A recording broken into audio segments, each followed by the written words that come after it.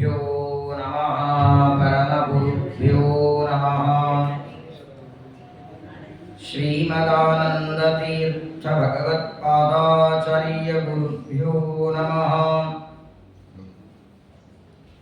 सृष्टिस्थित्यप्ययेहा निहति दृशितमो बन्धमोक्षाश्च यस्मात् अस्य श्री ब्रह्मरुद्रप्रभृति सुरनरद्वीषशत्रुवात्मकस्य विष्णोर्व्यस्ताः समस्ताः सकलगुणनिधिः सर्वदोषो व्यपेतः पूर्णानन्दाव्ययो यो गुरुरपि परमश्चिन्तयेतं महान्तम्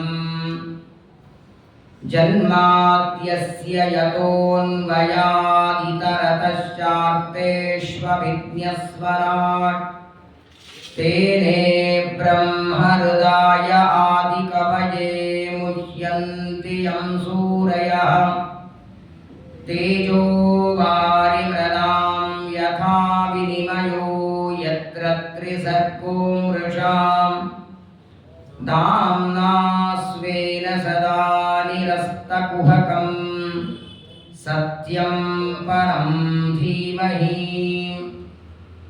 योऽन्तः प्रविश्य मम वाचमिमां प्रसुप्तां सञ्जीवयत्यखिलशक्तिधरस्वधाम्नाम् अन्यांश्च हस्तचरणश्रवणत्वगादीन् प्राणान्नमो भगवते पुरुषाय तुभ्यम् विदिक्षु दिक्षूर्ध्वमधः समन्तात् अन्तर्बहिर्भगवान् नारसिंहः प्रहापयल्लोकभयं स्वनेन स्वतेजसाग्रस्तसमस्ततेजाः शृण्वन् गृणन् संस्मरयंश्च चिन्तयन् नामानि रूपाणि च मङ्गलानि ते क्रियासु यत्त्वच्चरणारविन्दयो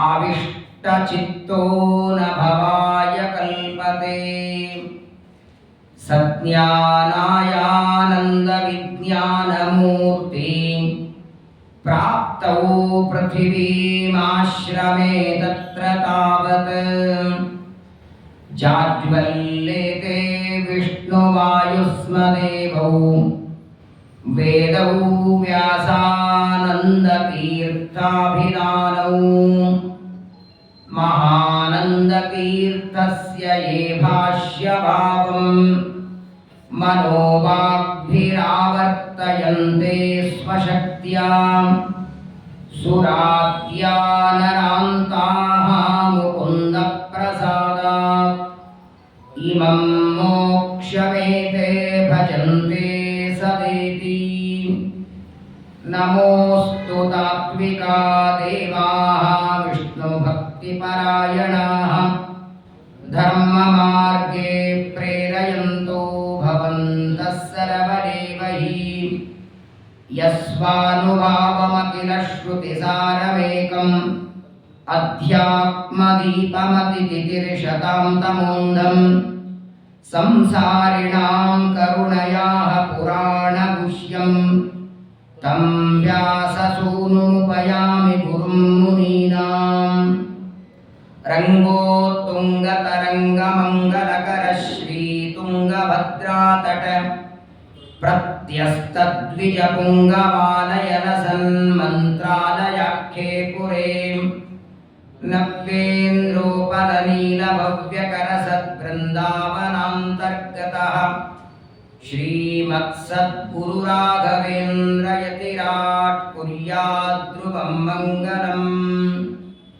आपादमौलिपर्यन्तं गुरूणामाकृतिं स्मरेत् तेन विघ्नाः प्रणश्यन्ति सिद्ध्यन्ति च मनोरथाः। श्रीगुरुभ्यो नमः।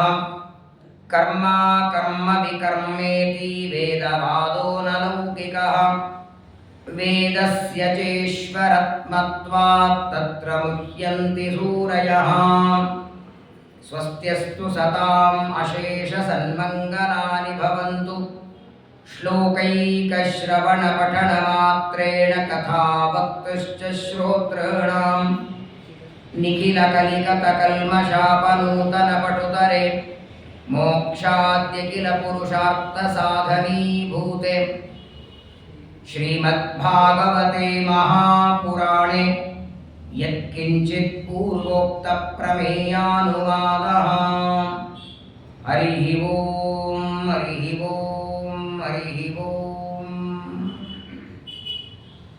ಶ್ರೀ ಗುರುಭ್ಯೋ ನಮಃ. ರಾಘವೇಂದ್ರ ಸ್ವಾಮಿಗಳ 405ನೇ ವರ್ಷದ ಪಟ್ಟಾಭಿಷೇಕದ ಪವಿತ್ರ ಪರ್ವಕಾಲ. ರಾಘವೇಂದ್ರ ಸ್ವಾಮಿಗಳ ಸ್ಮರಣೆ ಕೇವಲ ನಮ್ಮ ಆಪತ್ತು ಪರಿಹಾರಕ್ಕೆ ಅಥವಾ ಏನೋ ಸಂಪತ್ತು ಪ್ರಾಪ್ತಿಗೆ ಅಲ್ಲ. ಅಪ್ಪಣ್ಣಾಚಾರ್ಯ ಹೇಳ್ತಾರೆ, ತವ ಸಂಕೀರ್ತನಂ ವೇದಶಾಸ್ತ್ರಾರ್ಥ ಜ್ಞಾನ ಸಿದ್ಧರೇ. ಎಲ್ಲದಕ್ಕೂ ಬೇಕು. ಗುರುಗಳ ಸ್ಮರಣೆಯಿಂದ ಆಪತ್ತು ಪರಿಹಾರ ಆಗುತ್ತೆ, ರೋಗ ಪರಿಹಾರವಾಗುತ್ತೆ, ದಾರಿದ್ರ್ಯ ಹೋಗುತ್ತೆ. ಆದರೆ ನಾವೆಲ್ಲರೂ ವಿಶೇಷವಾಗಿ ಅಪೇಕ್ಷೆ ಪಡೋದು ಶಾಸ್ತ್ರಾರ್ಥ ಜ್ಞಾನ ಸಿದ್ಧರೇ. ಕಾರಣ, ಪರಮಾತ್ಮನನ್ನು ಹೊಗಳುವ ಗ್ರಂಥಗಳ ಜ್ಞಾನ ಅದು ಇರುವೆ, ಸೊಳ್ಳೆ, ಹಂದಿ, ನಾಯಿಯಾದ ಓದಲಿಕ್ಕಾಗೋದಿಲ್ಲ. ಅದಕ್ಕೆ ಅಂತ ಪ್ರತ್ಯೇಕವಾದ 84 ಲಕ್ಷ ಯೋನಿಗಳಲ್ಲಿ ಒಂದೇ ಒಂದು ಮಾನವ ಜನ್ಮ ಬಂತು. ಎಷ್ಟೊತ್ತು ಕೂಡಿಸ್ಕೊಂಡು ಉಪನ್ಯಾಸ ಮಾಡಿದರೂ ನಾಯಿಗೆ ಹಂದಿಗೆ ತಲೆಗೆ ಹೋಗಲ್ಲ. ಹಾಗಾಗಿ ವೇದಶಾಸ್ತ್ರಗಳ ಜ್ಞಾನಕ್ಕಾಗಿ ಗುರುಗಳ ಸ್ಮರಣೆಯನ್ನು ಮಾಡಬೇಕು. ದೇವರಿಗೆ ಅತ್ಯಂತ ಪ್ರಿಯವಾದದ್ದು ಪರಮಾತ್ಮನ ಆರಾಧನೆ. ಅದನ್ನು ತಾವು ನಿರಂತರವಾಗಿ ಮಾಡಿ ಯಾವ ರೀತಿ ದೇವರನ್ನು ಒಲಿಸ್ಕೊಳ್ಳಬೇಕು ಅಂತ ತಾವು ಮಾಡಿ ಜಗತ್ತಿಗೆ ತೋರಿಸಿದವರು ಮಂತ್ರಾಲಯ ಪ್ರಭುಗಳು. ಎಂಥ ಅವರ ಜ್ಞಾನ, ವೈರಾಗ್ಯ, ತಪಸ್ಸು, ವಿಶಿಷ್ಟವಾದ ಸಿದ್ಧಿ. ಇವತ್ತು ಮಂತ್ರಾಲಯದಲ್ಲಿ ಲಕ್ಷ ಲಕ್ಷ ಜನ ಪ್ರದಕ್ಷಿಣೆ ಹಾಕ್ತಾರೆ, ನಮಸ್ಕಾರ ಮಾಡ್ತಾರೆ. ಬಿಡಿ, ಅಲ್ಲಿ ಅವರ ದೇಹ ಇದೆ, ಅವರು ಅಲ್ಲಿ ವೃಂದಾವನ ಪ್ರವೇಶ ಮಾಡಿದ್ದಾರೆ ಸರಿ. ಅವರ ವೃಂದಾವನದ ಮೇಲೆ ಮಣ್ಣಿಟ್ಟು ಆ ಮೃತ್ತಿಕೆಯನ್ನು ತಂದು ಮೃತ್ತಿಕಾ ವೃಂದಾವನ ಮಾಡಿ ಅಲ್ಲಿ ಪ್ರದಕ್ಷಿಣೆ ಹಾಕಿದ್ರು ಇಷ್ಟಾರ್ಥ ಪೂರ್ಣ ಆಗತ್ತಂತ. ವಿಚಾರ ಮಾಡಿ, ಆ ಮಣ್ಣಿಗೆ ಶಕ್ತಿ ಇದೆ. ರಾಯರು ದೇಹ ಬಿಟ್ಟದ್ದಲ್ಲ, ಅಥವಾ ಅವರ ವೃಂದಾವನ ಅಲ್ಲಿ ಇಲ್ಲ, ಅದು ಇಲ್ಲಿ ಮಂತ್ರಾಲಯದಲ್ಲಿ ವೃಂದಾವನದ ಮೇಲೆ. ಅದು ವೃಂದಾವನ ಆಗಿ 300 ವರ್ಷ ಆಯಿತು. 350 ವರ್ಷಗಳ ನಂತರ ವೃಂದಾವನದ ಮೇಲೆ ಮಣ್ಣಿಟ್ಟು ಆ ಮಣ್ಣು ತಂದು ಇಲ್ಲಿ ಇಟ್ಟು ಪೂಜೆ ಮಾಡಿ ಇವತ್ತು ಅಪೇಕ್ಷಿತವಾದ ಪದಾರ್ಥಗಳು ಒಂದೊಂದು ಮಠದಲ್ಲಿ ಒಂದೊಂದು ಥರ ಹೇಳ್ತಾರೆ. ಸಂಜಯನಗರ ಮಠದಲ್ಲಿ ಅಥವಾ ಮತ್ತಿಕೆರೆಯಲ್ಲಿ ಅಲ್ಲಿ ಸೇವೆ ಮಾಡಿ ಆ ಮೃತ್ತಿಕಾ ವೃಂದಾವನದ ಸೇವೆಯಿಂದಲೇ ಅಭೀಷ್ಟವನ್ನು ಪಡೆದಂತಹ 100 ಜನ ಇದ್ದಾರೆ ಅಂತ ನೋಡಿ. ಮೃತ್ತಿಕಾ ವೃಂದಾವನಕ್ಕೆ ಇಷ್ಟು ಪ್ರಾಧಾನ್ಯತೆ, ಇಷ್ಟು ಸಾಮರ್ಥ್ಯ ಇರಬೇಕಾದರೆ ಇನ್ನು ಮೂಲ ವೃಂದಾವನಕ್ಕೆ, ಆ ಮೂಲ ವೃಂದಾವನದಲ್ಲಿರುವ ಗುರುಗಳು ದೇವರಲ್ಲಿ ಮಾಡಿದ ಭಕ್ತಿಗೆ ಎಷ್ಟು ದೇವರ ಅನುಗ್ರಹ ಮಾಡಿದ್ದಾರೆ. ಒಂದು ಸುಶ್ರೀರು ಮಂತ್ರಾಲಯದಲ್ಲಿದ್ದಾಗ ಅವರು ಹೊರಗಡೆ ಬಂದರಂತೆ. ಅವಾಗ ಒಬ್ರು ಯಾವುದೋ ದೊಡ್ಡ ಕಾರು ಹೊಸ ಕಾರು ತಗೊಂಡಿದ್ದಾರೆ. ಬಂದು ಪೂಜೆ ಮಾಡ್ಕೊಂಡು ಹೋಗ್ಬೇಕು ಅಂತಾರೆ. ಸ್ವಾಮಿಗಳು ಹೋಗ್ಬೇಕು. ಸ್ವಾಮಿಗಳು ಅಯ್ಯೋ ಈ ಥರ ಹೋಗ್ತಾ ಇದ್ದಾರೆ. ಸ್ವಾಮಿಗಳು ಏನೀಗ ರಾಯರು ಒಳ್ಳೆಯದು ಮಾಡ್ತಾರೆ ಅಂತ ಅಲ್ಲಿರೋ ಮಣ್ಣು ತೊಗೊಂಡ್ರಂತೆ. ಮಣ್ಣು ತೊಗೊಂಡು ಕೊಟ್ಟರಂತೆ. ಅಲ್ಲಿ ತೊಗೊಂಡು ಕೊಟ್ಟರೆ ತೊಗೊಂಡ್ರಂತೆ. ಅದೇ ಹೋಗಿ ಒಂದು ಸ್ವಲ್ಪ ಹೋದ್ರಂತೆ. ಅಲ್ಲಿ ಒಂದು 10 ಕಿಲೋಮೀಟರ್ ಹೋಗಿದ್ದಾರೆ. ಅಲ್ಲೊಂದು ದೊಡ್ಡ ಆಕ್ಸಿಡೆಂಟ್, ಒಂದು 2 ನಿಮಿಷ ಹೋಗಿದ್ರೆ ದೊಡ್ಡ ಆಕ್ಸಿಡೆಂಟ್ ಆಗ್ತಿತ್ತು. ಬಹಳ ಪವಾಡಗಳು. ನಾನು 2 ವರ್ಷದ ಹಿಂದೆ ಸಂಜಯನಗರಲ್ಲಿ ರಾಯರ ಮಠಕ್ಕೆ ಉಪನ್ಯಾಸಕ್ಕೆ ಹೋಗಿದ್ದೆ. ಒಂದು ವಾರ ಪ್ರವಚನ ಇತ್ತು. ರಾಘವೇಂದ್ರ ವಿಜಯದ ಬಗ್ಗೆ ಪ್ರವಚನ ಇತ್ತು. ಒಬ್ಬ ದೊಡ್ಡ ಡಾಕ್ಟರ್, ಕಣ್ಣಿನ ಡಾಕ್ಟರ್, ಕಣ್ಣಿನ ಆಪರೇಷನ್ ಮಾಡೋ ಡಾಕ್ಟರ್ ಉಪನ್ಯಾಸಕ್ಕೆ ಬಂದಿದ್ದರು. ಪ್ರವಚನ ಮುಗಿದ ಮೇಲೆ ಆಚಾರ್ಯ ನಿಮ್ಮ ಜೊತೆ ಒಂದು ಸ್ವಲ್ಪ ಮಾತಾಡಬೇಕು ಅಂತ ಬನ್ನಿ ಅಂದೆ. ಮಂತ್ರಾಕ್ಷತೆ ಕೊಟ್ಟ ಮೇಲೆ ತಮ್ಮ ಅನುಭವ ಹೇಳಿದರು. ಇದು ಕಥೆಯಲ್ಲ ಅಥವಾ ಏನೋ 100 ವರ್ಷಗಳ ಹಿಂದೆ ನಡೆದದ್ದಲ್ಲ. ಅವರ ಜೀವನದಲ್ಲಿ ಅವರು ಅನುಭವಿಸಿದ್ದು ಹೇಳಿದರು. ಕೇಳಿದರೆ ರೋಮಾಂಚನ ಆಯ್ತು ನನಗೆ. ದೊಡ್ಡ ಡಾಕ್ಟರ್ ಅವರು. ಒಂದು 8-10 ಪೇಷಂಟ್ಗಳಿಗೆ ಕಣ್ಣಿನ ಆಪರೇಷನ್ ಮಾಡಿ, ಆಪರೇಷನ್ ಆದಮೇಲೆ ಅವ್ರ ಕಣ್ಣಿಗೆ ಬಟ್ಟೆ ಕಟ್ತಾರೆ. ಒಂದು ದಿನ ಆದ ಮೇಲೆ ಅದನ್ನು ಬಟ್ಟೆ ತೆಗಿಬೇಕು. ಒಂದು 10 ಪೇಷಂಟ್ಗಳಿಗೆ ಆಪರೇಷನ್ ಆಗಿದೆ, ಕಣ್ಣಿಗೆಲ್ಲ ಬಟ್ಟೆ ಕಟ್ಟಿದ್ದಾರೆ. 2 ದಿನ ಆದ ಮೇಲೆ ಬೆಳಗ್ಗೆ 9 ಗಂಟೆಗೆ ಒಬ್ಬ ನರ್ಸ್ ಬಂದು ಆ ಬಟ್ಟೆಗಳೆಲ್ಲ ತೆಗೆದ್ರೆ ಎಲ್ಲರ ಕಣ್ಣು ಇಷ್ಟಿಟ್ಟು ಊದ್ಕೊಂಡಿದೆ. ಎಲ್ಲರ ಕಣ್ಣು ಆಪರೇಷನ್ ಆದವರು. ಅದೇನೋ ತಾಂತ್ರಿಕ ದೋಷವೋ ಅಥವಾ ಏನು ಔಷಧ ದೋಷವೋ, ಡಾಕ್ಟರ್ ಕೈವಾಡೋ ನರ್ಸ್ ಕೈವಾಡೋ ಗೊತ್ತಿಲ್ಲ. ತಕ್ಷಣದಲ್ಲಿ ಆ ನರ್ಸ್ ಡಾಕ್ಟರ್ಗೆ ಫೋನ್ ಮಾಡ್ತಾರೆ. ಡಾಕ್ಟರ್ ಅಂದ್ರು ಅವರ ಪೇರೆಂಟ್ಸ್ಗಳು ಯಾರಿಗೂ ಒಳಗೆ ಬಿಡಬೇಡಿ, ನಾನು ಶೀಘ್ರದಲ್ಲಿ ಹಾಸ್ಪಿಟ್ಲಿಗೆ ಬರ್ತೇನೆ. ಬಂದು ನೋಡ್ತಾರೆ, ಎಲ್ಲರ ಕಣ್ಣು ಕೂತ್ಕೊಂಡಿವೆ. ಹಾಸ್ಪಿಟ್ಲ್ ಬಾಗಿಲು ಹಾಕಿಬಿಟ್ರು. ಅಕಸ್ಮಾತ್ ಗೊತ್ತಾದ್ರೆ ದೊಡ್ಡ ಕೇಸ್ ಆಗುತ್ತೆ. ಅವರ ಸಂಬಂಧಿಕರೆಲ್ಲ ಬಂದು ಕೇಸ್ ಹಾಕ್ತಾರೆ, ಲೈಸೆನ್ಸ್ ಹೋಗುತ್ತೆ, ಬಿಡಿ ಡಾಕ್ಟರಿಗೆ ಜೈಲ್ ಆಗುತ್ತೆ. ಗೊತ್ತಾಗಿಲ್ಲ ಏನು ಅಂತ. ಇಷ್ಟಿಷ್ಟು ಕೂತ್ಕೊಂಡಿದೆ ಕಣ್ಣು. ಎಲ್ಲ ನರ್ಸ್ಗಳು ಎಲ್ಲರೂ ಗಾಬರಿಯಾಗಿದ್ದಾರೆ. ಆದರೆ ನೋಡಿ, ಡಾಕ್ಟರು ಏನು ವಿಶ್ವಾಸ, ಆ ಎಲ್ಲ ಪೇಷಂಟ್ಗಳಿಗೆ ಒಂದು ವಾರ್ಡಲ್ಲಿ ಹಾಕಿ ನರ್ಸ್ಗಳಿಗೆ ಹೇಳ್ತಾರೆ, ಒಂದು ಸಾಯಂಕಾಲದವರೆಗೆ ಯಾರೂ ಬಾಗಿಲು ತೆಗಿಬೇಡಿ, ಹೊರಗಿನಿಂದ ಹಾಸ್ಪಿಟ್ಲ್ ಬೀಗ ಹಾಕಬೇಡಿ ಎಂದು. ಬೆಳಗ್ಗೆ 8 ಗಂಟೆಗೆ ಸ್ನಾನ ಮಾಡಿ ಕಾರಲ್ಲಿ ಕೂತ್ಕೊಂಡು 1:30 ಮಂತ್ರಾಲಯ ಬಂದಿದ್ದಾರೆ. 4 ಗಂಟೆಯಲ್ಲಿ ಟ್ರಕ್ ಹೊಡೆದಿದ್ದಾರೆ, ಅಷ್ಟು ಫಾಸ್ಟಾಗಿ. ಮಂತ್ರಾಲಯಕ್ಕೆ ಬಂದು ತುಂಗಭದ್ರೆಯಲ್ಲಿ ಮುಳುಗಿ ರಾಯರ ಮುಂದೆ ಬಂದು ನಿಂತಿದ್ದಾರೆ. ನಿನ್ನ ಪಾದ ನಂಬಿದ್ದೇನೆ ಸ್ವಾಮಿ, ನನ್ನ ತಪ್ಪೋ ಯಾರ ನರ್ಸ್ಗಳ ತಪ್ಪೋ ಏನೋ ಅಜ್ಞಾನ ಗೊತ್ತಿಲ್ಲ, ಹೀಗಾಗಿದೆ. ಇದು ನನ್ನ ಹೊಟ್ಟೆಪಾಡು ಅನ್ನೋದಕ್ಕಿಂತ ಆ ವ್ಯಕ್ತಿಗಳಿಗೆ ಕಣ್ಣು ಕಾಣಿಸ್ಬೇಕು. ನಿನ್ನ ದರ್ಶನಕ್ಕೆ ಅವರು ಮತ್ತೆ ಬರಬೇಕು, ಅವರಿಗೆ ದೃಷ್ಟಿ ಕೊಡೋ ಹಾಗೆ ಮಾಡುವಂತ ರಾಯರ ಮುಂದೆ ಇನ್ನು ಪ್ರಾರ್ಥನೆ ಮಾಡ್ತಿದ್ದಾರೆ. ಹಾಸ್ಪಿಟಲ್ ಫೋನ್ ಬಂತು, ಎಲ್ಲರ ಕಣ್ಣು ನಾರ್ಮಲ್ ಆಗಿದೆ, ಚೆನ್ನಾಗಿ ಕಾಣಿಸ್ತಿದೆ, ನೀವು ಆದಷ್ಟು ಬೇಗ ಬನ್ನಿ. ಅಪ್ಪಣ್ಣಾಚಾರ್ಯ ಸುಮ್ಮನೆ ಹೇಳಿಲ್ಲ. ಅಂಧೋಪಿ ದಿವ್ಯ ದೃಷ್ಟಿ ಸ್ಯಾತ್ ಏಡ ಮೂಕೋಪಿ ವಾಕ್ಪತಿ ಪೂರ್ಣಾಯು ಪೂರ್ಣ ಸಂಪತ್ತಿ ಸ್ತೋತ್ರಸ್ಯ ಅಸ್ಯ ಜಪಿತಾ ಭವೇತ್. ಅದು ಆ ಆಶ್ಚರ್ಯ ಅಂದ್ರೆ ಅವ್ರು ಹೇಳೋರು, ಇಲ್ಲ ಅಂದ್ರೆ ಇವತ್ತು ಆಚಾರ ನಾನು ಎಲ್ಲಿರ್ತಿದ್ದೆ ಗೊತ್ತಿಲ್ಲ. ಇವತ್ತು ಕ್ಷಣ ಕ್ಷಣಕ್ಕೂ ಎಂಥ ದೊಡ್ಡ ಆಪತ್ತು ಬಂದರೂ ನನಗೆ ಗೊತ್ತಿರೋದು ಒಂದೇ ಮಂತ್ರ, ಶ್ರೀ ರಾಘವೇಂದ್ರಾಯ ನಮಃ. ಏನು ನಾನು ಮಾಡಲ್ಲ, ಎಲ್ಲೇ ಪ್ರಯಾಣಕ್ಕೆ ಹೋಗ್ಲಿ, ಏನೇ ಹೊಸ ಕೆಲಸ ಮಾಡಲಿ, ಅವರ ಸ್ಮರಣೆ ಮಾಡಿ ಶುರು ಮಾಡ್ತಾರೆ. ಆ ಕೆಲಸ ನಿರ್ವಿಘ್ನವಾಗಿ ಮುಗಿಯೋವರೆಗೂ ಅವ್ರ ಜವಾಬ್ದಾರಿ. ಗುರುಗಳ ಸ್ಮರಣೆಯಿಂದ ಸಕಲ ಆಪತ್ತು ಪರಿಹಾರ ಅಂತ ಗೋಪಾಲದಾಸ್ ಅಂತಾರಲ್ಲ. ಒಂದೇ ಎರಡೇ ನಾನು ಕೇಳಿದ್ದೆ, ಉಪನ್ಯಾಸಕ್ಕೆ ಹೋದಾಗ ಅವರವರು ತಮ್ಮ ಅನುಭವ ಕೇಳಿದ್ದೇ 106 ಇದೆ. ಹೇಳುವ ತಾತ್ಪರ್ಯ, ಪರಮಾತ್ಮ ತಾನು ಒಳಗೆ ಇದ್ದು ಗುರು ಶುಸ್ತಿತ್ವ ತದ್ವಾರ ಜ್ಞಾನೋಪದೇಷ್ಟ್ರೆ ಅಂತ ವೇದವ್ಯಾಸ ದೇವರನ್ನ ಹೇಳ್ತಾರಲ್ಲ, ಅಂತಹ ತಪಸ್ವಿಗಳು ಜ್ಞಾನಿಗಳು ನೋಡಿ. ವಿಶೇಷವಾಗಿ ಈ ತರಹದ ಸಂದರ್ಭಗಳು ಬೇಕಾದಷ್ಟು. ಇವಾಗ ಕೇಶವಮೂರ್ತಿಗಳು ಹೇಳಿದ್ರಲ್ಲ, ಬದರಿಯಲ್ಲಿ ಬದರಿಕಾಶ್ರಮದ ಆ ಉತ್ತರಾದಿಮಠ ಇನಾಗ್ರೇಷನ್ ಆಯ್ತು ನೋಡಿ. ಆವಾಗ ನಾನು ಬೇರೆ ಕಡೆ ಉಪನ್ಯಾಸಕ್ಕೆ ಹೋಗಿದ್ದೆ, ಅವ್ರ ಜೊತೆಗೆ ಬಂದಿದ್ದೆ. ಅಲ್ಲಿ ಸುಮಾರು ಒಂದು 30-50 ಜನ ಇದ್ವಿ ನಾವು. ಅವತ್ತು 3 ದಿನ ಇತ್ತು, -ಡಿಗ್ರಿ ಇತ್ತು, ಬಂದವರಿಗೆಲ್ಲ ಗೊತ್ತಿದೆ. ಅವತ್ತು ಉತ್ತರಾದಿಮಠದ ಇನಾಗ್ರೇಷನ್ ಆಯಿತು. ಮಾರನೇ ದಿನ ಬೆಳಗ್ಗೆ ರಾಮದೇವ್ರ ಪೂಜೆ ಆಯಿತು. ಎಲ್ಲರೂ ಹೊರಟರು, ಬರ ಬರ ಬರ ಬರ ಬದರಿ ಖಾಲಿ ಮಾಡಿಕೊಂಡು. ಕೊನೆಗೆ ಸ್ವಾಮಿಗಳ ವ್ಯಾನ, ಸ್ವಾಮಿಗಳು ಸತ್ಯಜ್ಞಾನಾಚಾರ್ಯ, ವಿದ್ಯಾಧೀಶಾಚಾರ್ಯ, 4 ಜನ ಶಿಷ್ಯರು.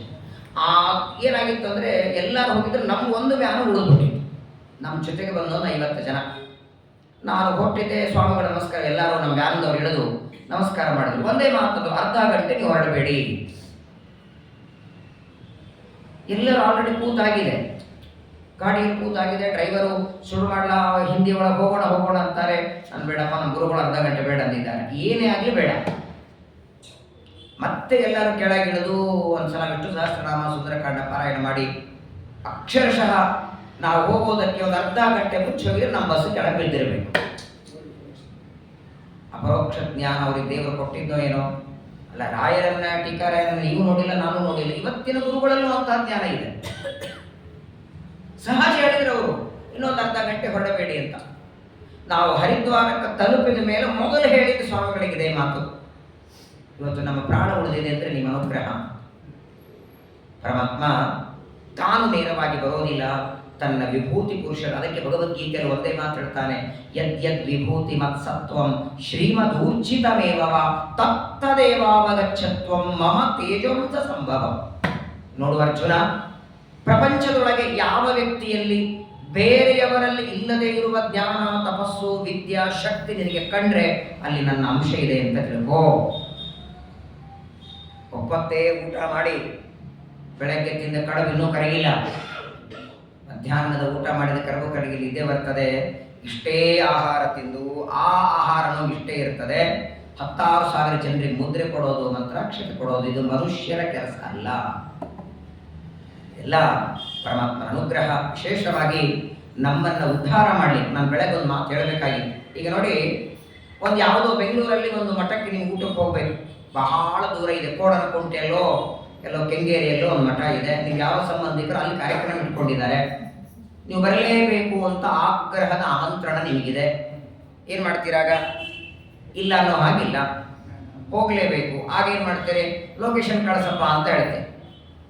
ಮಠದ ಲೊಕೇಶನ್ ಇದ್ರೆ ಕಳಿಸು, ಬರ್ತೇವೆ. ನೀವು ಎಲ್ಲೇ ಹೋಗಬೇಕಾದ್ರೂ ದಾರಿ ಗೊತ್ತಿಲ್ಲ ಅಂದ್ರೆ ಲೊಕೇಶನ್ ಬೇಕು. ಹಾಗಾದರೆ ಯಾವ ಮಠಕ್ಕೆ ಹೋಗ್ಲಿಕ್ಕೆ, ಯಾರ್ದೋ ಮನೆಗೆ ಹೋಗ್ಲಿಕ್ಕೆ ಲೊಕೇಶನ್ ಬೇಕು.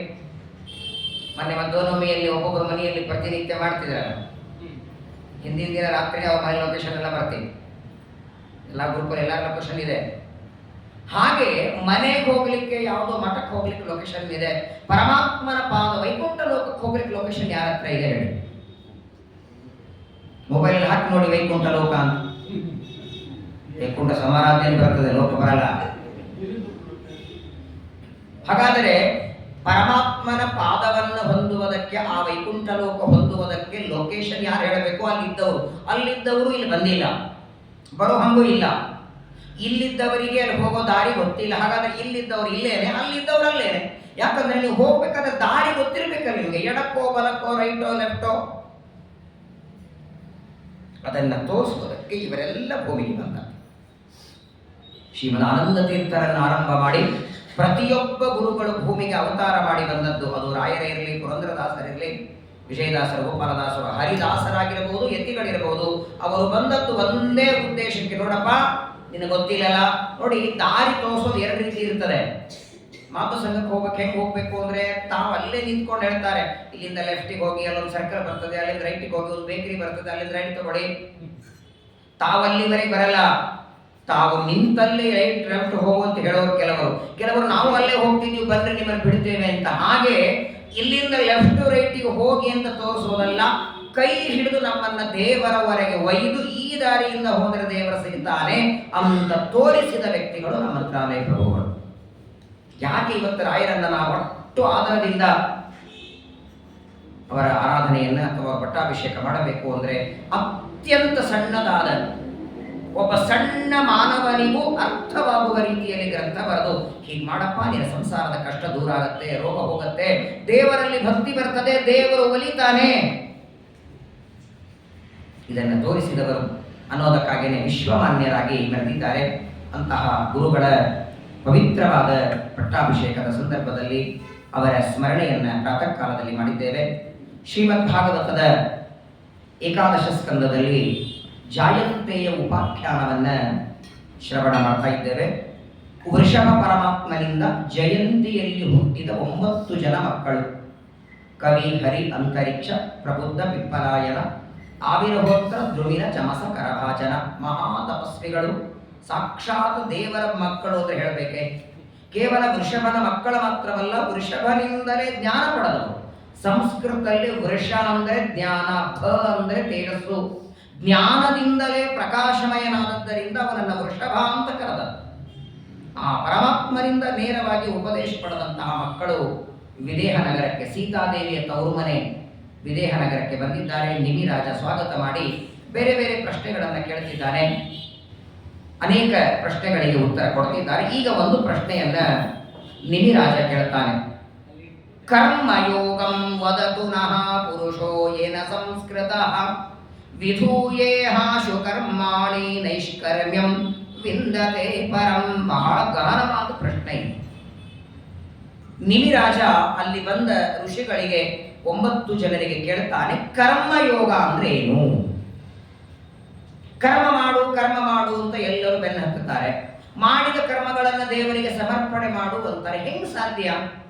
ಈಗ ಏನೋ ಒಂದು ಸಮರ್ಪಣೆ ಮಾಡಬೇಕಾದ್ರೆ ಒಂದು ತಟ್ಟಿಯೊಳಗೆ ಹಣ್ಣು, ಹೂವು, ಕಾಯಿ ಇಟ್ಟು ಆಚಾರ್ಯಕ್ಕೆ ಕೃಷ್ಣಾರ್ಪಣ ಅನ್ಬೋದು. ಹಾಗೆ ಕರ್ಮಗಳ ಸಮರ್ಪಣೆ ಅಂದ್ರೆ ಏನು? ಕರ್ಮ ತಟ್ಟೆಲಿ ಇಡ್ಲಿಕ್ಕೆ ಬರತ್ತಾ? ಸಂಧ್ಯಾ ವಂದನೆ, ದೇವರ ಪೂಜೆ, ಪ್ರದಕ್ಷಿಣೆ, ನಮಸ್ಕಾರ ತಟ್ಟೆಯಾಗಿಟ್ಟು ಸಮರ್ಪಣೆನ? ದಯಮಾಡಿ ನನಗೆ ಅನುಗ್ರಹ ಮಾಡಿ ಉಪದೇಶ ಮಾಡಿ ಅಂತಾನೆ. ಮೋಕ್ಷಕ್ಕೆ ಕರ್ಮ ಬೇಕೋ ಜ್ಞಾನ ಬೇಕೋ? ಎರಡೂ ಬೇಕೋ? ಜ್ಞಾನದಿಂದ ಮೋಕ್ಷವಾಗುತ್ತೆ ಅಂದರೆ ಕರ್ಮಗಳು ಮಾಡುವ ಅವಶ್ಯಕತೆ ಇಲ್ಲ. ಕರ್ಮದಿಂದಲೇ ಮೋಕ್ಷ ಆಗುತ್ತೆ ಅಂದರೆ ಜ್ಞಾನ ಪ್ರಯತ್ನ ಮಾಡಬೇಕಾಗಿಲ್ಲ. ಗೊಂದಲ ಆಗಿದೆ ಸ್ವಾಮಿ ನನಗೆ. ಮೊದಲನೇದು ಕರ್ಮ ಅಂದ್ರೆ ಇವ್ರು ಕೇಳಿದ್ರೆ ಇವರು ಒಂದು ಹೇಳ್ತಾರೆ, ಅವ್ರಿಗೆ ಕೇಳಿದ್ರೆ ಅವರೊಂದು ಹೇಳ್ತಾರೆ.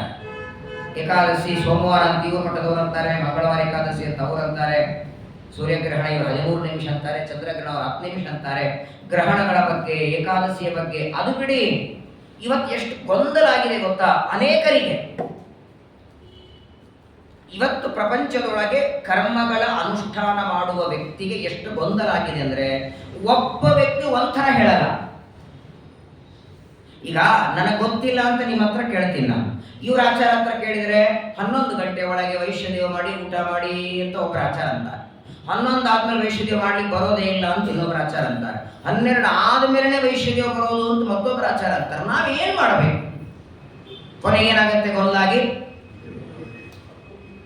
11 ಬೇಡ, 11:15 ಬೇಡ, 12 ಬೇಡ, ನೀವೇ ಮಾಡ್ಕೋರಿ. ಇವತ್ತು 90% ಜನ ಕರ್ಮ ಮಾಡದೇ ಇರೋದಕ್ಕೆ ಇದೇ ಕಾರಣ. ಶ್ರಾದ್ದವನ್ನ ಕುತುಬ್ ಕಾಲದಲ್ಲಿ ಮಾಡಿ ಅಂತ ಕೆಲವರು, 12 ಗಂಟೆ ಆದ್ಮೇಲೆ ಪಿತೃಗಳು ಬರ್ತಾರೆ ಅಂತ ಕೆಲವರು, 12 ಗಂಟೆವರೆಗೆ ಕಾಯ್ಬೇಕಾಗಿಲ್ಲ, ನಾವು ಯಾವಾಗ ಮಾಡಿದ್ರು ಪಿತೃಗಳು ಬರ್ತಾರೆ ಅಂತ ಕೆಲವರು. ಗೊಂದಲ ಆಗಿದೆ ಅಂತಾರೆ. ಕರ್ಮಗಳ ಬಗ್ಗೆ ಏನ್ ಪ್ರಪಂಚದೊಳಗೆ ತಾನೇನು ಆಚರಣೆ ಮಾಡುತ್ತಾನೋ ಅದನ್ನೇ ಜನರಿಗೆಲ್ಲ ಹೇಳುತ್ತಾನೆ. ವ್ರತಗಳ ಬಗ್ಗೆ, ಉಪವಾಸಗಳ ಬಗ್ಗೆ ದಯಮಾಡಿ ನನಗೆ ಉಪದೇಶ ಮಾಡಿ ಅಂತ ಕರ್ಮಗಳ ಬಗ್ಗೆ ಒಂದು ಪ್ರಶ್ನೆಯನ್ನ ನಿವಿರಾಜ ಅಲ್ಲಿ ನೆರೆದಂತಹ 9 ಜನರಿಗೆ ಕೇಳ್ತಾನೆ. ಇಷ್ಟು ಮಾತ್ರ ಕೇಳಿಲ್ಲ, ಏನಂತ ನೋಡಿ ಸ್ವಾಮಿ, ಇದೇ ಪ್ರಶ್ನೆಯನ್ನ ಬ್ರಹ್ಮದೇವರ ಮಾನಸ ಪುತ್ರರಿಗೆ ನಾನು ಕೇಳಿದ್ದೆ ಅಂತಾನೆ. ವಿದೇಹ ರಾಜ, ಇವತ್ತು ನೀವು ನನ್ನ ರಾಜ್ಯಕ್ಕೆ ಬಂದ ಹಾಗೆ ಒಂದ್ಸಲ ಮಾನಸ ಪುತ್ರರು ಬಂದಿದ್ರು, ಸನಕ, ಸನಂದನ, ಸನಾತನ, ಸನತ್ ಕುಮಾರರು. ಆ 4 ಜನ ಬಂದಾದರೂ ಇದೇ ಪ್ರಶ್ನೆ ನಾನು ಕೇಳಿದ್ದೆ ಅವರಿಗೆ, ಕರ್ಮಯೋಗದ ಬಗ್ಗೆ ವರ್ಣನ ಮಾಡಿ ಅಂತ. ಅವರೇನಂದ್ರು, ನಿನಗೆ ಇದು ಅರ್ಥ ಆಗೋದಿಲ್ಲ, ನೀನು ಪ್ರಶ್ನೆನೇ ಕೇಳಬೇಡ ಅಂತ ಹೋಗೇ ಬಿಟ್ಟ, ಹೇಳೇ ಇಲ್ಲ. ಅವ್ರು ನನಗೆ ಯಾಕೆ ಹೇಳಿಲ್ಲ ಅದನ್ನು ನೀವೇ ಹೇಳ್ರಿ ಅಂತಾನೆ ನೋಡಿ. ಅವರು ಉತ್ತರ ಕೊಡದೇ ಇರೋದಕ್ಕೆ ಕಾರಣನೂ ನೀವೇ ಹೇಳ್ರಿ, ಕರ್ಮಗಳ ಬಗ್ಗೆ ನನಗೆ ನಿರೂಪಣೆ ಮಾಡಿ ಅಂತ ಕೇಳಿದಾಗ ಜ್ಞಾನಿಗಳಲ್ಲಿ ಆವಿರ್ಹೋತ್ರ ಅನ್ನುವಂತಹ ಜ್ಞಾನಿಗಳು ಉಪದೇಶ ಮಾಡ್ತಾರೆ. ಮೊದಲಿಗೆ ನಿನಗೆ ಯಾಕೆ ಸನಕಾದಿಗಳು ಹೇಳಿಲ್ಲ ಅಂದ್ರೆ ಗಹನ ಕರ್ಮಣೋ ಗತಿ. ಕೃಷ್ಣ ಪರಮಾತ್ಮ ಗೀತೆಯಲ್ಲಿ ಹೇಳ್ತಾನಲ್ಲ, ಕರ್ಮಣ್ಯ ಕರ್ಮಯ ಪಶ್ಯೇತ್ ಅಕರ್ಮಣಿ ಚ ಕರ್ಮಯ. ಯಾಕೆ ನಿನಗೆ ಗೊಂದಲ ಆಗತ್ತೆ ನೋಡಿ, ಪ್ರಪಂಚದಲ್ಲಿ 3 ಇದೆ, ಕರ್ಮ, ಅಕರ್ಮ, ವಿಕರ್ಮ. ಕರ್ಮ ಅಂದ್ರೆ ಯಾವುದನ್ನ ಅನುಷ್ಠಾನ ಮಾಡಲೇಬೇಕು, ಯಾವುದು ಕಡ್ಡಾಯವಾಗಿ ಆಚರಣೆ ಮಾಡಬೇಕೋ ಅದು ಕರ್ಮ. ಯಾವುದು ಬೇಡ ಅಂತ ಶಾಸ್ತ್ರ ನಿಷೇಧ ಮಾಡಿದೆಯೋ ಅದು ಅಕರ್ಮ. ಯಾವುದು ಬೇಡ ಅಂದದ್ದೇ ಆಚರಣೆ ಮಾಡುತ್ತಾನೋ ಅದು ವಿಕರ್ಮ. ವಿ ಅಂದ್ರೆ ವಿರುದ್ಧವಾದ ಕರ್ಮ. ಕರ್ಮ, ಅಕರ್ಮ, ವಿಕರ್ಮ ಅಂತ ಕರ್ಮದಲ್ಲಿ 3 ಭಾಗ ಇದೆ. ಸಂಧ್ಯಾವಂದನೆ, ದೇವರ ಪೂಜೆ, ಪ್ರದಕ್ಷಿಣೆ, ನಮಸ್ಕಾರ, ಪಿತೃತರ್ಪಣ, ಶ್ರಾದ್ದ, ಪಕ್ಷ, ನೈವೇದ್ಯ, ಪ್ರತಿನಿತ್ಯ. ಈ ಕರ್ಮಗಳಲ್ಲಿ 3 ಭಾಗ: ನಿತ್ಯ ಕರ್ಮ, ನೈಮಿತ್ತಿಕ ಕರ್ಮ, ಕಾಮ್ಯ ಕರ್ಮ. ಮಂತ್ರಾಲಯ ಪ್ರಭುಗಳು ಪಾಪಸಂಗಲ್ಪದಲ್ಲಿ 3 ಸೇರಿಸ್ತಾರೆ. ನಿತ್ಯ ನೈಮಿತ್ತಿಕ ಕಾಮ್ಯ ಭೇದೇನ ತ್ರಿವಿಧಂ ತ್ವತ್ ಪೂಜಾತ್ಮಕಂ ಕರ್ಮ. ಈ ಟೀಕಾರಾಯರು ಪ್ರಾರಂಭದಲ್ಲಿ, ಸುಧಾ ಗ್ರಂಥದ ಪ್ರಾರಂಭದಲ್ಲಿ ನಮಸ್ಕಾರ ಮಾಡುವಾಗ ನೋಡಿ, ಸಾಮಾನ್ಯವಾಗಿ ಗ್ರಂಥ ಪ್ರತಿಪಾದ್ಯ ದೇವತೆ ಬೇರೆ ಇರ್ತಾರೆ, ಇಷ್ಟ ದೇವತೆ ಬೇರೆ ಇರ್ತಾರೆ. ಮೊದಲು ನಾರಾಯಣಂ ನಿಖಿಲ ಪೂರ್ಣ ಗುಣೈಕ ದೇಹಂ ಅಂತ ಅನುವ್ಯಾಖ್ಯಾನದಲ್ಲಿ ನಮಸ್ಕಾರ ಮಾಡಿದರು. 2ನೇ ಶ್ಲೋಕದೊಳಗೆ ತಮೇವ ಶಾಸ್ತ್ರ ಪ್ರಭವಂ ಪ್ರಣಮ್ಯ ಜಗದ್ಗುರುಣಾಂ ಗುರುಮಂಜಸೈವ ವಿಶೇಷತೋ ಮೇ ಪರಮಾಖ್ಯ ವಿದ್ಯಾ ವ್ಯಾಖ್ಯಾಂ ಕರೋಮನ್ವಪಿ ಚಾಹಮೇವ ಅಂತ 2ನೇ ಶ್ಲೋಕದಲ್ಲಿ ಅವರನ್ನ ಇನ್ನೊಂದು ನಮಸ್ಕಾರ ಮಾಡಿದ್ರು. ಯಾಕೆ 2 ಬಾರಿ ಯಾಕೆ ದೇವರಿಗೆ ನಮಸ್ಕಾರ ಅಂದಾಗ 3ನೇ ಶ್ಲೋಕದಲ್ಲಿ ಗುರುರ್ಗುರುಣಾಂ ಪ್ರಭವಃ ಶಾಸ್ತ್ರಾಣಾಂ ಬಾದರಾಯಣಃ ಯತಃ ತದುದಿತಂ ಮಾನಂ ಅಜಾದಿಭ್ಯಃ ತದರ್ಥತಃ. ಗುರುರ್ಗುರುಣಾಂ ಪ್ರಭವಃ, ಗುರುಣಾಂ ಗುರುಹು ಶಾಸ್ತ್ರ ಪ್ರಭವಃ. ಆ ಸುಧಾ ಪಂಕ್ತಿಯಲ್ಲಿ ಒಂದು ಮಾತು ಬರುತ್ತೆ, ಟೀಕಾರ ಹೇಳ್ತಾರೆ, ನಿಮಿತ್ತ ನೈಮಿತ್ತಿಕ ಸಮಾವೇಶೆ ನೈಮಿತ್ತಿಕ ವಿಲೋಪ ನಿಯಮಾಭಾವ. ಇದೇ ಟೀಕಾರಾಯರ ವಾಕ್ಯ ಇದು. ಈಗ ನೋಡಿ, ಈಗ ಸ್ನಾನ ನಿತ್ಯ ಕರ್ಮ, ಸಂಧ್ಯಾವಂದನೆ ನಿತ್ಯ ಕರ್ಮ, ಜಪತಪಗಳು ನಿತ್ಯ ಕರ್ಮ, ಪಿತೃತರ್ಪಣ ನೈಮಿತ್ತಿಕ. ನೈಮಿತ್ತಿಕ ಅಂದ್ರೆ ಏನು? ಒಂದು ನಿಮಿತ್ತದಿಂದ, ಅಮಾವಾಸ್ಯ ನಿಮಿತ್ತ ತರ್ಪಣ, ಸಂಕ್ರಾಂತಿ ನಿಮಿತ್ತ ತರ್ಪಣ, ಗ್ರಹಣ ನಿಮಿತ್ತ ತರ್ಪಣ, ಯಾವುದು ಒಂದು ನಿಮಿತ್ತದಿಂದ ಆಚರಣೆ ಮಾಡ್ತೇವೋ ಅದು ನೈಮಿತ್ತಿಕ. ನಿತ್ಯದಲ್ಲಿ ಮಾಡೋದು ನಿತ್ಯ. ಇದು ಬೇಕು ಅಂತ ಅಪೇಕ್ಷೆ ಇಟ್ಟುಕೊಂಡು ಮಾಡೋದು ಕಾಮ್ಯ. ನಿತ್ಯ, ನೈಮಿತ್ತಿಕ, ಕಾಮ್ಯ, ಈ ಮೂರು ಕರ್ಮಗಳಲ್ಲಿ ನಿತ್ಯ ಕರ್ಮಗಳು ಅಂತೇನಿವೆಯೋ, ನಿತ್ಯ ಕರ್ಮಗಳಿಗೆ ಮಾಡಿದರೆ ಬಹಳ ಪುಣ್ಯ ಇಲ್ಲ, ಬಿಟ್ಟರೆ ಮಾತ್ರ ಪಾಪ ಉಂಟು, ಪ್ರತ್ಯವಾಯ ಇದೆ ಅನ್ನೋದಕ್ಕಾಗೇನೆ ಅವುಗಳಿಗೆ ನಿತ್ಯ ಕರ್ಮ ಅಂತಾರೆ. ನೋಡಿ, ಕರ್ಮ ಅಕರ್ಮ ವಿಕರ್ಮೇತಿ ವೇದವಾದೋನ ಲೌಕಿಕ ವೇದಸ್ಯ ಚೇಶ್ವರಾತ್ಮತ್ವ ತತ್ರ ಮುಷ್ಯಂತಿ ಸೂರಯಃ. ಈಗ ಇದೇನು ನಿತ್ಯ, ನೈಮಿತ್ತಿಕ, ಕಾಮ್ಯ ಅಂತ ಏನು ಕರ್ಮಗಳಿವೆ, ಈ ಕರ್ಮಗಳು ಮನುಷ್ಯರಿಗೆ ಮಾತ್ರನೋ ದೇವತೆಗಳಿಗೂ ಉಂಟೋ? ಮೂರು ಇದೆ ದೇವತೆಗಳಿಗೆ. ದೇವತೆಗಳು ಕಾಮ್ಯ ಕರ್ಮ ಮಾಡ್ತಾರೋ ಇಲ್ಲೋ? ದೇವತೆಗಳು ಕಾಮ್ಯ ಕರ್ಮ ಅಂದ್ರೆ ಇದು ಬೇಕು ಅನ್ನುವ ಫಲದ ಅಪೇಕ್ಷೆ ಇಟ್ಟುಕೊಂಡು ಮಾಡುವ ಕರ್ಮ ಮಾಡಲ್ಲ. ಯಾಕೆ ಮಾಡಲ್ಲ? ಕಾಮ್ಯ ಕರ್ಮಗಳನ್ನ ದೇವತೆಗಳು ಯಾಕೆ ಮಾಡೋದಿಲ್ಲ? ಅಪರೋಕ್ಷ ಜ್ಞಾನ ಆದ್ರೆ ಏನಾಯ್ತು? ಅಪರೋಕ್ಷ ಜ್ಞಾನ ಆದ ಮಾತ್ರಕ್ಕೆ ಕಾಮ್ಯ ಕರ್ಮ ಯಾಕೆ ಮಾಡಬಾರ್ದು? ನೋಡಿ, ಕಾಮ್ಯ ಕರ್ಮ ಶಬ್ದಕ್ಕೆ ಅರ್ಥ ಏನು ಅಲ್ವಾ? ಯಾವುದೋ ಒಂದು ಅಪೇಕ್ಷೆಯಿಂದ ಕರ್ಮ ಮಾಡೋದು. ಇವರಿಗೆ ಯಾವುದೋ ಅಪೇಕ್ಷೆನೇ ಇಟ್ಟಿರಲ್ಲ, ದೇವರು ಪೂರ್ಣ ಮಾಡಿಬಿಟ್ಟಿರ್ತಾನೆ. ಅಪೇಕ್ಷೆ ಯಾವಾಗ ಉಳಿಯುತ್ತದೆ ನಿಮಗೆ? ಅವ್ರಿಗಲ್ಲಿ ಇಟ್ಟಿರಂಗೆ ಇಲ್ಲ. ಯಾವಾಗಲೂ ನೋಡಿ, ಇದು ಬೇಕು ಅನ್ನೋ ಅಪೇಕ್ಷೆ ಯಾವಾಗ ಬರ್ತದೆ, ಅದು ನಿಮ್ಮ ಹತ್ರ ಇಲ್ಲದೆ ಇದ್ದಾಗ. ಅಪರೋಕ್ಷ ಜ್ಞಾನ ಮಾಡಿಕೊಂಡು ದೇವತಾ ಪದವಿ ಮೇಲೆ ಇವರು ಬಂದ್ರೆ ಇವರಿಗಿರುವ ಎಲ್ಲ ಫುಲ್ಫಿಲ್ ಮಾಡಿಬಿಡ್ತಾನೆ ದೇವರು.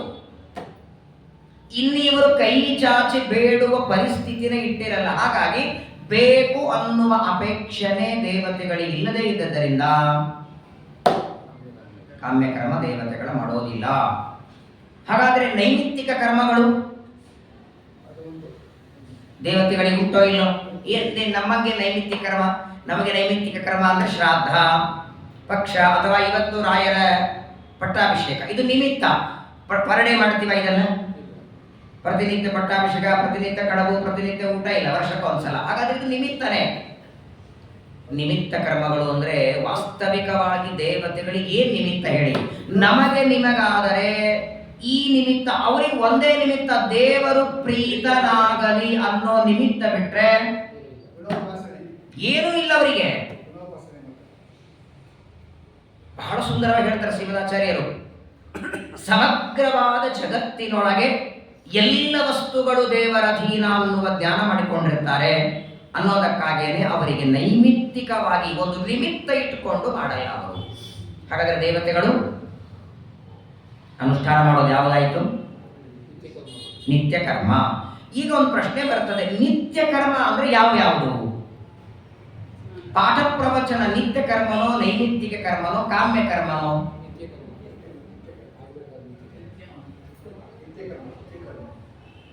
ದೇವತೆಗಳಿಗೋ ನಮಗೋ? ಶ್ರೀಮದಾಚಾರ್ಯ ಬಹಳ ಸುಂದರವಾಗಿ ಹೇಳ್ತಾರೆ. ಸಾಮಾನ್ಯವಾಗಿ ನೋಡಿ, ಪ್ರಪಂಚದೊಳಗೆ ಪರೋಕ್ಷವಾದ ವೇದೋಯಂ ಬಾಲಾನಾಂ ಅನುಶಾಸನಂ ಕರ್ಮ ಮೋಕ್ಷಾಯ ಕರ್ಮಾಣಿ ವಿಗಂತೆ ಶಕದಂ ಯಥಾ. ಪಾಠ ಪ್ರವಚನ ನಿತ್ಯ ಕರ್ಮ ಯಾಕೆ ಹೇಳಿ? ಆರಾಧನೆ ಇದ್ರೆ ಪ್ರವಚನ, ಏನೋ ಸಂಬಂಧ ಇದ್ರೆ ಮಾತ್ರ ಪಾಠಕ್ಕೆ ಹೋಗೋದು. ಯಾಕೆ ಅಂದ್ರೆ ಎಲ್ಲರಿಗೂ ಅಪೇಕ್ಷೆ ಏನು ಎದುರಿದೆ? ಅಂದ್ರೆ ಏನದು? ಅಂದ್ರೆ ಏನು? ಮೋಕ್ಷ ಶಬ್ದಕ್ಕೆ ಅರ್ಥ ಏನು? ಮೋಕ್ಷ ಅನ್ನೋದಕ್ಕೆ ಬೌದ್ಧರು ಹೇಳಿದ ಮಾದ ಬೇರೆ, ನೈಯಾಯಿಕರು ಬೇರೆ, ಮೀಮಾಂಸಕರು ಬೇರೆ, ತಾರ್ಕಿಕರು ಬೇರೆ, ಚಾರ್ವಾಕರು ಬೇರೆ. 4ನೇ ಅಧ್ಯಾಯ 2ನೇ ಪಾದ ಸುಧಾದಲ್ಲಿ ಮೋಕ್ಷ ಅಂದ್ರೆ ಕಾನ್ಸೆಪ್ಟ್ ಎಲ್ಲರೂ ಹೇಳಿದ್ರು ಬೇರೆ, ಅದರ ಸರಿಯಾದ ಕಾನ್ಸೆಪ್ಟ್ ಕೊಟ್ಟವರು ಆಚಾರ್ಯರೊಬ್ಬರೇ. ಮಧ್ವಾಚಾರ್ಯರೊಬ್ಬರೇ ಹೇಳ್ತಾರೆ, ಮೋಕ್ಷ ಶಬ್ದಕ್ಕೆ ನಮ್ಮ ಸ್ವರೂಪದಲ್ಲಿ ಇರುವ ಆನಂದದ ಅನುಭವ, ಸ್ವರೂಪದಲ್ಲಿರುವ ಆನಂದದ ಅನುಭವ ಏನಿದೆಯೋ ಅದು ಮೋಕ್ಷ. ಮೋಕ್ಷ ಅನ್ನೋದಕ್ಕೆ ಬಿಡುಗಡೆ, ಇದು ಕನ್ನಡದಲ್ಲಿ ಸಾಮಾನ್ಯ ಅರ್ಥ ಅದಲ್ಲ. ಅದು ನಿಮಗೆ ಅಪರೋಕ್ಷ ಜ್ಞಾನವಾದರೆ, ಪರಮಾತ್ಮನ ಅನುಗ್ರಹವಾದರೇನೆ ಸಂಸಾರದ ಬಂಧಗಳೆಲ್ಲ ಒಂದೊಂದಾಗಿ ದೂರ ಆಗಿ ಬಿಡ್ತದೆ. ಹಾಗಾದ್ರೆ ಮೋಕ್ಷ ಶಬ್ದಕ್ಕೆ ಅರ್ಥ ಏನು? ಹಾಗಾದ್ರೆ ಆನಂದ ಎರಡಿವೆ, ಆನಂದ ಎರಡಿವೆ.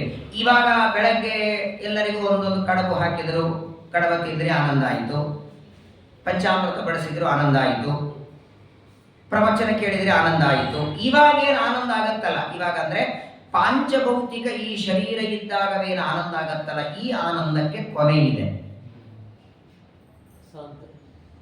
ಕಡಬು ತಿಂದ್ರೆ ಆನಂದ ಎಷ್ಟೊತ್ತಿರ್ತದೆ?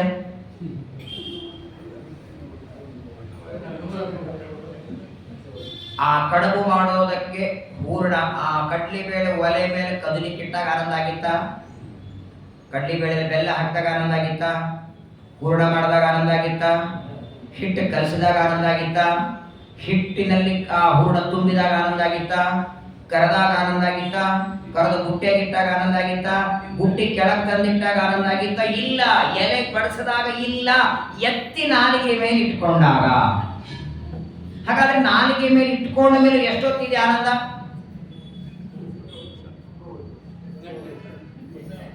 ಒಳಗೋದ್ಮೇಲೆ ಗೊತ್ತಿಲ್ಲ. ಹಾಗಾದ್ರೆ ನಾಲಿಗೆ ಮೇಲೆ ಇಟ್ಟ ಮೇಲೆ ಬಹಳ ಆದ್ರೆ ಒಂದು ಕ್ಷಣ, ಒಂದು ಕ್ಷಣದ ಆನಂದಕ್ಕೆ ಎಷ್ಟೊತ್ತು ಕಷ್ಟಪಡ್ತೀವಿ ನಾವು? ನಾಲಿಗೆ ಮೇಲೆ ಕಡಬು ಇಟ್ಟುಕೊಂಡಾಗ ಆನಂದ ಆಗತ್ತೆ, ಆ ಕಡಬ ಗಂಟ್ಲಲ್ಲಿ ಇಳಿದ ಮೇಲೂ ಆನಂದದ ಅನುಭವ ಇಲ್ಲ. ಹಾಗಾದ್ರೆ ನಾಲಿಗೆ ಮೇಲೆ ಕಡಬು ಇಟ್ಟಾಗ ಆಗುವ ಆನಂದಕ್ಕಾಗಿ ಬೆಳಗ್ಗೆ 6 ಗಂಟೆಗೆ ಒಲಿ ಹೊತ್ತಿಸಿ ಕಡ್ಲಿಬೇಳೆ ಇಟ್ಟು ಕುದಿಸಿ ಅದು ಹೊತ್ತೇ ಇದ್ದಂಗೆ ನೋಡಿ ಹೂರಣ ಮಾಡಿ ಆ ಹೂರಣಕ್ಕೆ ರುಬ್ಬಿ ಅದಕ್ಕೆ ಹಿಟ್ಟು ಹಾಕಿ ಆ ಕಡಾಯಿಯೊಳಗೆ ಕರಿಯುವಾಗ ಮೈ ಮೇಲೆ ಎಣ್ಣೆ ಚಲಕೊಡದೆ ಇದ್ದಂಗೆ ಕರೆದು. ಹಾಗಾದರೆ ಸಂಸಾರದಲ್ಲಿರುವ ಆನಂದ ಹೆಂಗಿದೆ ಅಂದ್ರೆ ಟೀಕಾರಾಯರು ಸುಧಾದಲ್ಲಿ ಹೇಳ್ತಾರೆ, ಕುಪಿತಾ ಹಿ ಫಡಿಚ್ಛಾಯ ಸಮೀಕೃತ್ಯ ಪರಂ ಸುಖಂ ಸೇವಂತೆ ಯತ್ಪದಂ ಧೀರಾಹ ತಂಭಜೆ ವಲ್ಲಭಂ ಶ್ರಿಯ. ಟೀಕಾರಾಯರು ಮಂಗಲಾಚರಣೆಯಲ್ಲಿ ಹೇಳ್ತಾರೆ, ಒಬ್ಬ ವ್ಯಕ್ತಿ ಬಿಸಿಲಲ್ಲಿ ಹೊರಟಿದ್ದ, ಮೇಲ್ಗಡೆ ಛತ್ರಿ ಇಲ್ಲ, ಕಾಲಲ್ಲಿ ಚಪ್ಪಲಿ ಇಲ್ಲ, ಒಳ್ಳೆ 40 ಡಿಗ್ರಿ ಬಿಸಿಲು, ಎಲ್ಲಾದ್ರೂ ನೆರಳು ಸಿಕ್ಕರೆ ಸಾಕು ಸ್ವಲ್ಪ ಹೊತ್ತು ಕೂತ್ಕೊಳ್ಳೋಣ ಅಂತ ಹೊರಟಿದ್ದ. ಎಲ್ಲಿಯೂ ನೆರಳು ಕಾಣಲಿಲ್ಲ, ಸ್ವಲ್ಪ ದೂರ ನಡ್ಕೋತ ಹೋಗ್ತಾನೆ, ಸ್ವಲ್ಪ ನೆರಳು ಕಂಡಿತು, ಅಪ್ಪಾ ನೆರಳಿದೆ ಅಂತ ಕೂತ್ಕೊಂಡ. ಕೂತ್ಕೊಳ್ಳುವಾಗ ವಿಚಾರ ಮಾಡಲಿಲ್ಲ ಎದುರ್ದಿದೆ ನೆರಳು ಅಂತ. ಅಲ್ಲಿ ಕೂತ್ಕೊಂಡ್ಮೇಲೆ ಮೇಲ್ ನೋಡ್ತಾನೆ, ಒಂದು ಹಾವು ಹೆಡೆ ತಕೊಂಡು ಕೂತಿದೆ. ಆ ಹಾವಿನ ಹೆಡೆಯ ಕೆಳಗೆ ನೆರಳಿನಲ್ಲಿ ಕೂತಂತಹ ಮನುಷ್ಯನಿಗೆ ಏನು ಆನಂದ ಆಗತ್ತ? ಅವನಿಗೆ ಪ್ರಾಣ ಭಯ ಇದೆ ನೋಡಿ. ಹಾಗಾದ್ರೆ ಆ ಕುಪಿತಾಹಿ ಫಣಿ, ಕುಪಿತ ಅಂದ್ರೆ ಸಿಟ್ಟಿಗೆ ಬಂದ ಹಾವು, ಅದರ ಛಾಯಾ ನೆರಳಿನಲ್ಲಿ ಕೂತಾಗ ಏನು ಆನಂದ ಆಗತ್ತಲ್ಲ, ಸಂಸಾರದಲ್ಲಿರುವ ಆನಂದ ಹಂಗಿದೆ ಅಂತಾರೆ ಟೀಕಾರಾಯರು. ತಿಂದಾಗ, ಉಂಡಾಗ, ಮಲಗಿದಾಗ, ಯಾರೋ ಹೊಗಳಿದಾಗ ಏನೋ ಕ್ಷಣಿಕ ಆಗತ್ತೆ ಗೊತ್ತಿಲ್ಲ. ಯಾರೋ ನಿಮ್ಮನ್ನ ಏರಿ ಮ್ಯಾಲೇರಿ ಹೊಗಳ್ತಾರೆ, ಆ ಕ್ಷಣಕ್ಕೆ ಆನಂದ ಆಗತ್ತೆ, ಮುಗೀತು. ಆದರೆ ನೋಡಿ ಆಚಾರ್ಯರಂತಾರೆ, ಬಾಹ್ಯದಲ್ಲಿ ಊಟದಿಂದ, ಹರಟೆಯಿಂದ, ನಿದ್ದೆಯಿಂದ ಆನಂದ ಆಗತ್ತಲ್ಲ, ಅದು ತಾತ್ಕಾಲಿಕ ಕ್ಷಣಿಕ. ಇನ್ನೊಂದು ಆನಂದ ಒಳಗಿದೆಯಪ್ಪ. ಎಲ್ಲಿದೆ? ಅದು ನಿನ್ನ ಸ್ವರೂಪದಲ್ಲೇ ಇದೆ, ಹೊರಗಿನಿಂದ ಬರಬೇಕಾಗಿಲ್ಲ. ಇದು ಹೊರಗಿನಿಂದ ಬರುವ ಆನಂದ, ಒಳಗೆ ಇರುವ ಆನಂದ, ಅದನ್ನೇ ದೇವರು ಅನುಭವಕ್ಕೆ ಕೊಡುತ್ತಾನೆ. ಅದು ಮೋಕ್ಷ ಅಂತಾರೆ ಆಚಾರ್ಯರು. ಇನ್ನೊಬ್ಬರದಲ್ಲ, ನಮ್ಮದೇ ಆನಂದ ಸ್ವರೂಪದಲ್ಲಿರೋದು. ಅಲ್ಲ, ನಮ್ದು ನಮಗೆ ಕೊಡೋ ದೇವರು ಸ್ವರೂಪದಲ್ಲಿರುವ ಆನಂದದ ಅನುಭವ ಕೊಡುತ್ತಾನೆ. ಇದನ್ನ ಮೋಕ್ಷ ಅಂದ್ರೆ ನೀವು ಟೀಕಾರಾಯರಂತಾರೆ. ಈ ಅನುವ್ಯಾಖ್ಯಾನದ ಒಂದು ಶ್ಲೋಕ ಇದೆ ನೋಡಿ, ಆನಂದದಶ್ಚ ಮುಕ್ತಾನಾಂ ಸಯೇವೇಕೋ ಜನಾರ್ದನಃ ಅಂತ ಅನುವ್ಯಾಖ್ಯಾನದಲ್ಲಿ. ಮೋಕ್ಷದಾನ, ಆನಂದ ದಾನ ಎರಡು ಒಂದೇನೋ ಬೇರೆನೋ? ಟೀಕಾರ ಎರಡು ಹೇಳ್ತಾರೆ, ಮೊದಲು ಮೋಕ್ಷ ಕೊಡ್ತಾನೆ, ಮುಕ್ತರಿಗೆ ಆನಂದ ಕೊಡ್ತಾನೆ. ಅಲ್ರಿ ಮೋಕ್ಷ ಅಂದ್ರೇನೆ ಆನಂದ. ಆನಂದ ಅಭಿವೃದ್ಧಿ ಆಗುತ್ತೆ. ಏನಂಗಂದ್ರೆ ಅಭಿವೃದ್ಧಿ ಅಂದ್ರೆ ಏನು? ಈಗ ನೀವು ಎರಡೇ ಕಡುಬು ತಿಂತೀರಿ, ಎರಡೇ ಕಡುಬು ತಿನ್ನುವ ಯೋಗ್ಯತೆ ನಿಮ್ಮ ಹತ್ರ ಇದ್ರೆ 3-4 ಕಡುಬ ಹಾಕಿ ನಿಮ್ಮನ್ನ ಹೊಟ್ಟೆ ಕೆಡಿಸೋದಿಲ್ಲ. ಹಾಗಾದ್ರೆ ಯಾವುದು ನಮಗೆ ಎಷ್ಟು ಯೋಗ್ಯವೋ ಅಷ್ಟು ಆನಂದ ಕೊಡ್ತಾನೆ. ಅಭಿವೃದ್ಧಿಯಲ್ಲಿ ಮಾಡೋದು ಎಲ್ಲಿಂದ ಬರ್ತದೆ ನೋಡಿ. ಒಂದೆರಡು ಮಾತು ಹೇಳ್ತೇನೆ, ಸ್ವಲ್ಪ ಟೀಕಾರಾಯರ ಸ್ಮರಣೆನೂ ಆಗತ್ತೆ. ಇಲ್ಲಿ ಬಂದ ಮಾತುಗಳೇ, ನಾಚರೇತ್ಯಸ್ತು ವೇದೋಕ್ತಂ ಸ್ವಯಮಜ್ಞೋಚಿತೇಂದ್ರಿಯ. ಈಗ ನೋಡಿ, ಜೀವನ ಸ್ವರೂಪದಲ್ಲಿ ಆನಂದ ಇದೆ. ಆ ಸ್ವರೂಪದಲ್ಲಿರುವ ಆನಂದದ ಮೇಲೆ ಆವರಣ ಇದೆ. ಫಳಫಳ ಹೊಳೆಯುವ ವಜ್ರದ ಮೇಲೆ 5-6 ಬಟ್ಟೆಗಳ ಮೇಲೆ ಮುಚ್ಚಿದರೆ ಆ ವಜ್ರದ ಬೆಳಕು ಹೊರಗೆ ಬರೋದಿಲ್ಲ. ಯಾಕೆ ಬರೋದಿಲ್ಲ? ಬೆಳಕಿಗೆ ಈ ಬಟ್ಟೆಗಳೇನಾಗಿದೆ? ಪ್ರತಿಬಂಧಕ. ಪ್ರತಿಬಂಧಕ ಅಂದ್ರೆ ಏನು? ಅಡ್ಡಾಗೋದನ್ನೇ, ಅದರ ಬೆಳಕು ಹೊರಗೆ ಬರುತ್ತೆ. ಹಂಗೇನೆ ನಮ್ಮ ಸ್ವರೂಪದಲ್ಲಿ ಇರುವ ನಮ್ಮದೇ ಆನಂದ, ಆ ನಮ್ಮ ಆನಂದದ ಮೇಲೆ 7 ಆವರಣಗಳಿವೆ ಅಡ್ಡಾಗಿ. ಮೊದಲನೇದ್ದು ಕಾಮ, ಎರಡನೇದ್ದು ಕರ್ಮ, ಮೂರನೇದ್ದು ಲಿಂಗದೇಹ, ನಾಲ್ಕನೇದ್ದು ಅವಿದ್ಯ, 6ನೇದ್ದು ಸ್ವಗುಣಾಚ್ಛಾದಿಕ, 5ನೇ ಸ್ವಗುಣಾಚ್ಛಾದಿಕ, 6ನೇದ್ದು ಪರಮಾಚ್ಛಾದಿಕ, 7ನೇದ್ದು ದೇವರ ಇಚ್ಛಾ. 7 ಆವರಣಗಳಿಂದ ಏನಾಗಿದೆ ಅಂದ್ರೆ ನಮ್ಮದೇ ಸ್ವರೂಪದಲ್ಲಿರುವ ಆನಂದ ನಮ್ಮ ಅನುಭವಕ್ಕೆ ಬರ್ತಿಲ್ಲ. ಹಾಗಾದ್ರೆ ದೇವರು ಏನ್ ಮಾಡ್ತಾನೆ? ಇವತ್ತು ನಾವು ಮಾಡುವ ಜಪ, ಪೂಜೆ, ಪಾರಾಯಣ, ಪ್ರದಕ್ಷಿಣೆ, ನಮಸ್ಕಾರದಿಂದ ಆ ಮೇಲೆ ಇರುವ ಆವರಣಗಳೆಲ್ಲ ತೆಗಿತಾ ಹೋಗ್ತಾನೆ. ಮೇಲಿನ ಆವರಣಗಳೆಲ್ಲ ಹೋದರೆ ಒಳಗಿರುವ ಆನಂದ ನಮ್ಮ ಅನುಭವಕ್ಕೆ ಬರ್ತದೆ. ನಿಮಗೊಂದು ಪ್ರಶ್ನೆ ಬರಬಹುದು, ಅಲ್ಲ ಆನಂದ ಅಂತೂ ಜೀವನ ಸ್ವರೂಪದಲ್ಲಿ ಇದೆ, ಅದೇನು ದೇವರು ಕೊಟ್ಟದ್ದಲ್ಲ, ಅವನ ಸ್ವರೂಪದಲ್ಲಿ ಸ್ವಾಭಾವಿಕವಾಗಿ ಜೀವನ ಸ್ವರೂಪದಲ್ಲಿರುವ ಆನಂದ ಅವನಿಗೆ ದೇವರು ಕೊಡ್ತಾನೆ. ಇದರಲ್ಲಿ ದೇವರ ದೊಡ್ಡಿಸ್ತಿಕೆ ಏನು? ಆನಂದ ಅಂತೂ ಜೀವನ ಸ್ವರೂಪದಲ್ಲೇ ಇದೆನಾ? ಸ್ವರೂಪ ಅನಾದಿನ? ಜೀವನ ಸ್ವರೂಪ ಅನಾದಿ, ಸ್ವರೂಪದಲ್ಲಿರುವ ಆನಂದ ಅನಾದಿ. ಆನಂದ ಅನಾದಿಯಿಂದ ಇದ್ದ ಮೇಲೆ ಅದನ್ನು ದೇವರು ನಮಗೆ ಕೊಡ್ತಾರಲ್ಲ. ಯಾವಾಗಲೂ ನೋಡಿ, ಪ್ರಪಂಚದಲ್ಲಿ ನಮದು ನಮಗೆ ಕೊಟ್ಟಾಗ ಆನಂದ ಪಡೋರು ಯಾರಾದ್ರೂ ಇದ್ದಾರ?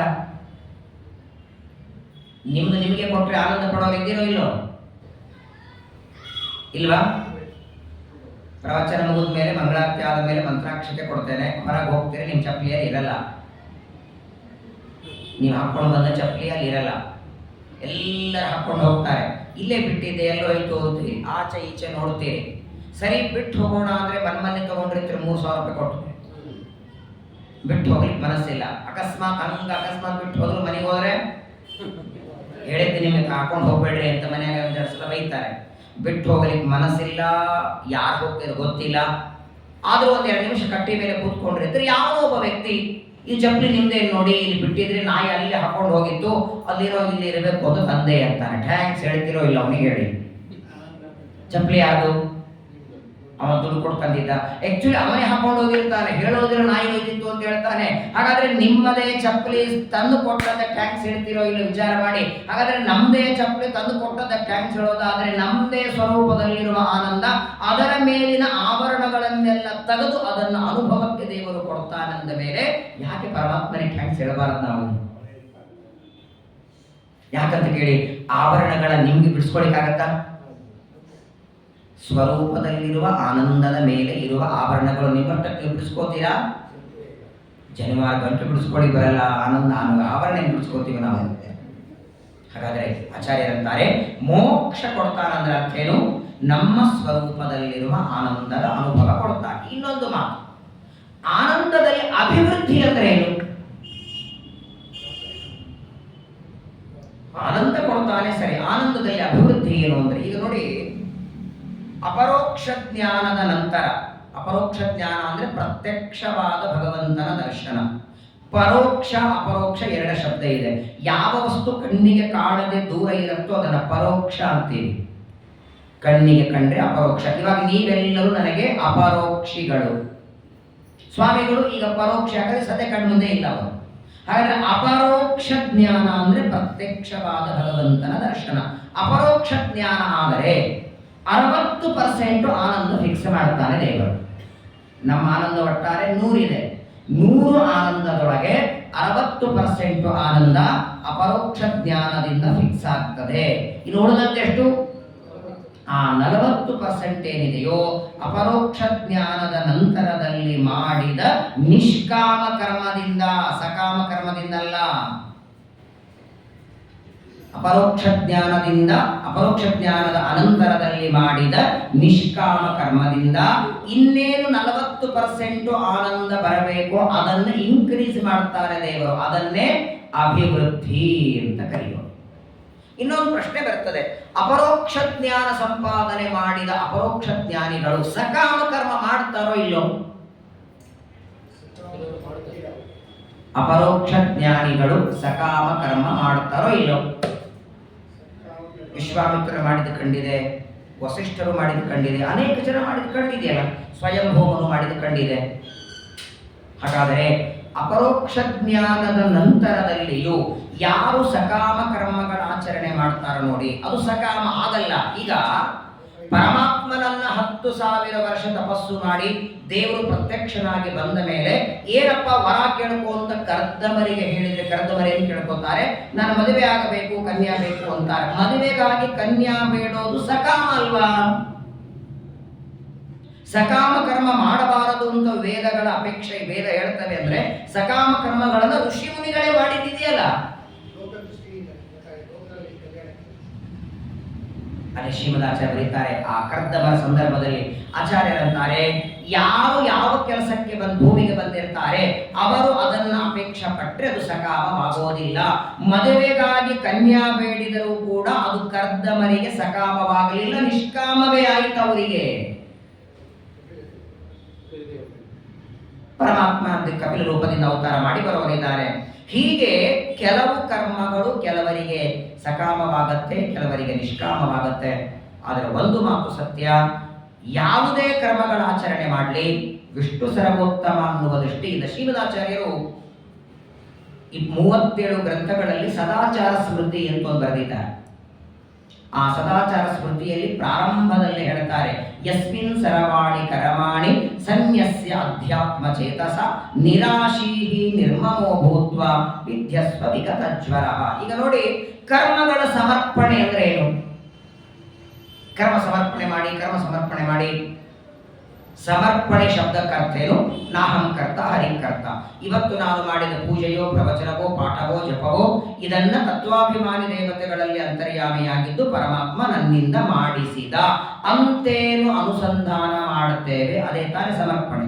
ಹಾಗಾದರೆ ಒಂದು ಕರ್ಮ ನಮ್ಮಿಂದ ನಡೆದರೆ ಅದನ್ನ ಪರಮಾತ್ಮ ನಿಂತು ಮಾಡಿಸಿದ ಅಂತೆ. ಒಂದು ಬಾಟ್ಲಿ ಮದ್ಯವನ್ನ ತಂದು ಅದನ್ನ ಒಂದು ಲೋಟದಲ್ಲಿ ಹಾಕಿ ಆ ಮದ್ಯವನ್ನ ಭಾರತೀಯ ರಮಣ ಮುಖ್ಯ ಪ್ರಾಣಾಂತರ್ಗತ ವಿಷ್ಣು ಪ್ರೇರಣೆಯ ವಿಷ್ಣು ಪ್ರೀತ್ಯರ್ಥಂ ರಾಘವೇಂದ್ರ ಸ್ವಾಮಿನ ಪಟ್ಟಾಭಿಷೇಕ ಮಹೋತ್ಸವೇ ಇದಂ ಮದ್ಯಪಾನಂ ಕರಿಷ್ಯೆ ಎಂದು ಮಂತ್ರಾಕ್ಷತೆ ನೀರು ಬಿಟ್ಟು ಒಂದು ಬಾಟ್ಲಿ ಮದ್ಯ ಕುಡಿದು ಅನೇನ ಮದ್ಯಪಾನೇನ ಭಗವಾನ್ ಭಾರತೀಯ ರಮಣ ಮುಖ್ಯ ಪ್ರಾಣಾಂತರ್ಗತ ಶ್ರೀ ವಿಷ್ಣು ಪ್ರಿಯತಾಂ ಅಂತ ಅನ್ನಬಹುದಾ?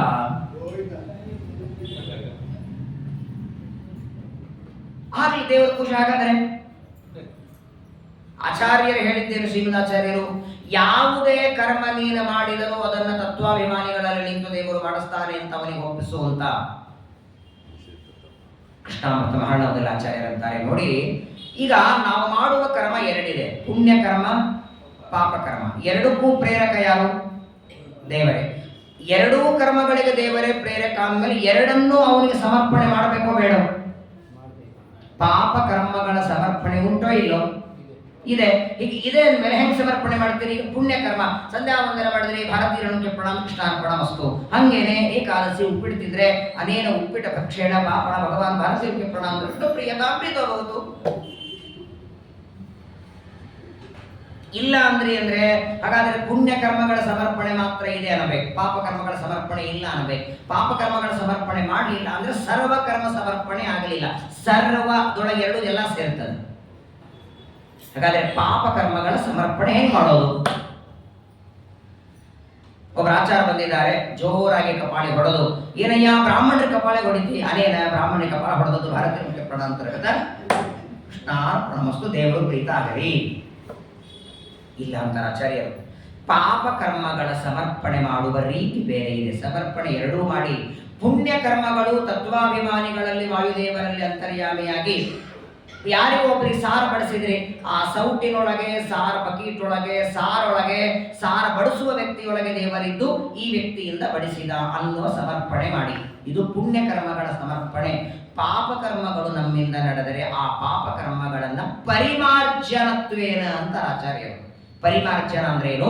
ಯಾವ ಪಾಪಕರ್ಮ ನಮ್ಮಿಂದ ನಡೆದಿದೆ, ಏನೋ ತಿನ್ನಬಾರದು ತಿಂದನೋ, ಉಣಬಾರದ ಉಂಡನೋ, ನೋಡಬಾರದು ನೋಡಿ ಒಂದು ಪಾಪ ನಡೆದರೆ ಅದನ್ನ ಪರಮಾತ್ಮನ ಮುಂದೆ, ಇವತ್ತು ಈ ಪಾಪ ಮಾಡೋದಕ್ಕೆ ಯಾವುದೋ ಜನ್ಮದ ಕರ್ಮ ಕಾರಣ ಇದೆ, ಈ ತರಹದ ಪಾಪಕರ್ಮ ಇನ್ನು ಮುಂದೆ ನನ್ನಿಂದ ಮಾಡಿಸ್ಬೇಡ, ಆ ಪಾಪಕರ್ಮದಲ್ಲಿ ನನ್ನ ಬುದ್ಧಿ ಹೋಗೋ ಹಾಗೆ ಮಾಡಬೇಡ ಅಂತೇನ ಪ್ರಾರ್ಥನೆ ಮಾಡುತ್ತೇವೋ ಇದೇ ಪಾಪಕರ್ಮಗಳ ಸಮರ್ಪಣೆ ಹೊರತು ಪುಣ್ಯಕರ್ಮಗಳ ಮಾಡಿದಾಗ ಕೃಷ್ಣಾರ್ಪಣಮಸ್ತು ಅಲ್ಲ.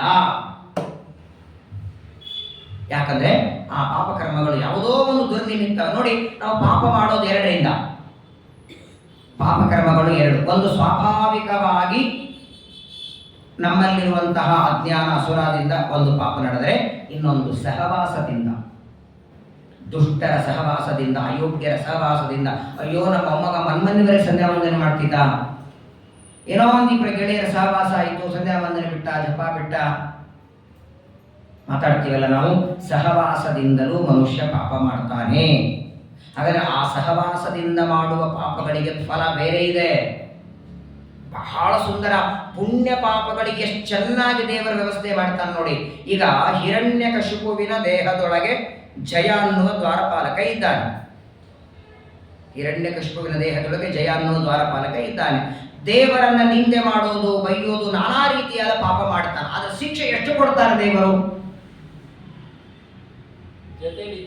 ಅಷ್ಟೇ.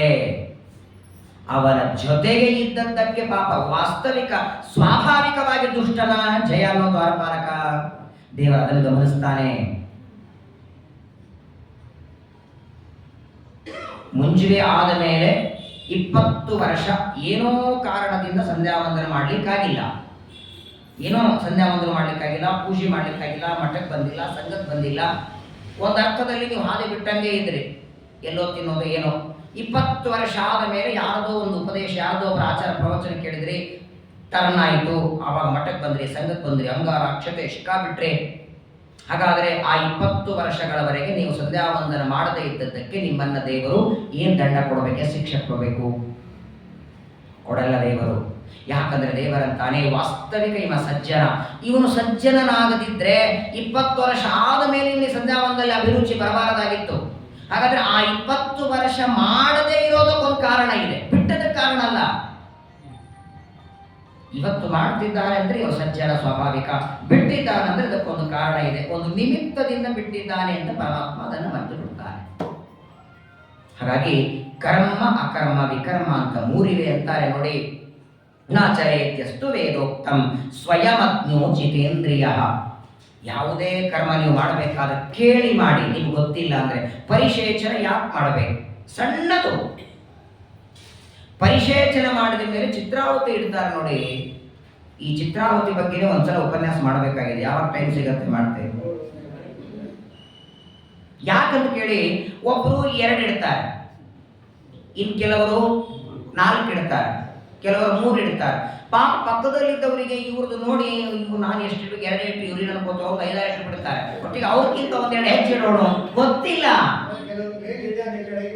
ಮೇಲೆ ಇಡ್ತಾರೆ, ಕೆಳಗಿಡ್ತಾರೆ. ಸ್ವಯಂ ಆಜ್ಞೆ ಇಲ್ಲಿ ಬಂದ ಮಾತು. ಕೆಲವರಿಗೆ ಪಾಪ ಏನೂ ಗೊತ್ತಿರಲ್ಲ, ಅಕ್ಕಪಕ್ಕ ನೋಡ್ತಿರ್ತಾರೆ. ಎಷ್ಟೋ ಮಠಗಳಿಗೆ ನಾನು ಹೋಗಿದ್ದೀನಿ ಊಟಕ್ಕೆ, ಪಾಪ ಅವರೇನೋ ಡೊನೇಷನ್ ಕೊಟ್ಟಿರ್ತಾರೆ ಅಂತ ನಮ್ಮ ಪಕ್ಕದಲ್ಲಿ ಊಟಕ್ಕೆ ಹಾಕ್ಬಿಟ್ಟಿರ್ತಾರೆ. ಅದೊಂದು ನಮ್ಮ ಕರ್ಮನೆ. ನಮ್ಮ ಲೈನಲ್ಲಿ ಅವ್ರಿಗೂ ಕೂಡಿಸ್ಬಿಟ್ಟಿರ್ತಾರೆ. ಎಲ್ಲಾರು ಪರಿಶೇಷಣೆ ಮಾಡಿ, ಪಾಪ ಪರಿಶೇಷಣೆ ಮಾಡು ಅಂತ ಹೇಳಲ್ಲ, ಬ್ರಹ್ಮಾಂತ ಗುರುವ ಸಾಕ್ಷಾತ್ ಅಂತ ಅವ್ರು ಹೇಳ್ಬಿಡ್ತಾರೆ. ಇವ್ರು ಆಚಾರಗಳು ಗೊತ್ತಿದ್ದವ್ರು ಮಾಡ್ತಾರೆ. ಅವ್ರಿಗೆ ಕೂತು ನಮ್ಮನ್ನೇ ನೋಡ್ತಿರ್ತಾರೆ, ನಾವು ಮಾಡ್ಬೇಕೇನು ಅಂತ. ಅವ್ರು ತೀರ್ಥ ಹಾಕೋರು ಪರಿಶೇಷಣೆ ಮಾಡಿದ್ರೆ ಎಷ್ಟೋ ಜನರು ಗೊತ್ತೂ ಇರಲ್ಲ ಅದು ಏನಂತ. ಇಲ್ಲ ನೀರು ತಗೊಂಡು ಹಿಂಗೆ ಹಾಕಿದ್ರೆ ಪಾಪ ಎಷ್ಟೋ ಜನ ಹಿಂಗೆ ನೀರು ಹಾಕ್ತಾರೆ, ಅಲ್ಲಿ ನೋಡ್ತಾರೆ. ಅದು ಎಷ್ಟಂದ್ರೆ ಅವ್ರು ಎಷ್ಟು ಅಗಲಿಟ್ಟಿದ್ದಾರೆ ಅಷ್ಟೇ ಇಡ್ತಾರೆ. ಇವರು ಹೆಚ್ಚಿಡಬೇಕು ಕಡಿಮೆ ಇಡಬೇಕು ಗೊತ್ತಿಲ್ಲ. ಯಾವುದೇ ಕರ್ಮ ಒಬ್ಬರು ಮಾಡ್ತಾರಂತ ನೀವು ಮಾಡಬೇಡಿ. ಅವ್ರ ಮನೆಯಲ್ಲಿ ಬೆಳ್ಳಿ ತಂಬಿ ಇಟ್ಟು ಪವಮಾನ ಮಾಡಿದ್ದಾರೆ ಅಂತ ನೀವು ಮಾಡಬೇಡ. ದೇವರ ಸಂತೋಷ ಪಡೋದಿಲ್ಲ. ಪವಮಾನ ಹೋಮಕ್ಕೆ ಏನು ಬೇಕು, ಹೇಗೆ ಮಾಡಬೇಕು ಅದನ್ನು ತಿಳ್ಕೊಂಡು ಮಾಡು. ಸ್ವಯಂ ಅಜ್ಞೋಚಿತೇಂದ್ರಿಯ. ಅಜ್ಞಾನದಿಂದ ನಾನು ಕರ್ಮ ಮಾಡಿ ಮಾಡಿದರೆ, ಆ ಕರ್ಮದ ಬಗ್ಗೆ ನಾನು ತಿಳ್ಕೊಳ್ಳದೆ ಮಾಡಿದರೆ ಅದರ ಹೊಣೆಗಾರ ಯಾರು? ಈಗ ಏನೋ ಒಂದು ನಿಮ್ಮಿಂದ ತಪ್ಪು, ಅಯ್ಯೋ ನಂಗೆ ಗೊತ್ತಿರಲಿಲ್ಲ ರೀ, ಇದು ಮೆಣಸಿನಕಾಯಿ ಚಟ್ನಿ ಅಂತ ಗೊತ್ತಿರಲಿಲ್ಲ, ನಿಮ್ಗೆ ಸ್ವಲ್ಪ ಜಾಸ್ತಿ ಹಾಕಿಬಿಟ್ಟೆ, ಬೇಕಾದ್ರೆ ತಿಂದ್ರೆ ಸಾರನ ಡೈಲಿಗಿಡ್ರಿ. ಈಗ ನಾವೇನೋ ನನಗೆ ಗೊತ್ತಿಲ್ಲದೆ ಮಾಡಿದ್ದೇನೆ ಅಂದ್ರೆ ಇಲ್ಲಿ ಕ್ಷಮೆ ಇದೆ, ದೇವರಲ್ಲಿ ಕ್ಷಮೆ ಇಲ್ಲ. ನಾನು ತಿಳಿಯದೆ ಮಾಡಿದ್ದೇನೆ ಅಂದ್ರೆ ದೇವರೇನಂತಾನೆ ಹೇಳಿ? ಹಾ, ತಿಳಿಯದೆ ಮಾಡಿದ್ದೇನೆ ಅಂತ ಕ್ಷಮಿಸೋದಿಲ್ಲ, ತಿಳ್ಕೊಳ್ಳಿಕ್ ಪ್ರಯತ್ನ ಮಾಡಲಿಲ್ಲ ನೀನು ಯಾಕಂತಾನೆ.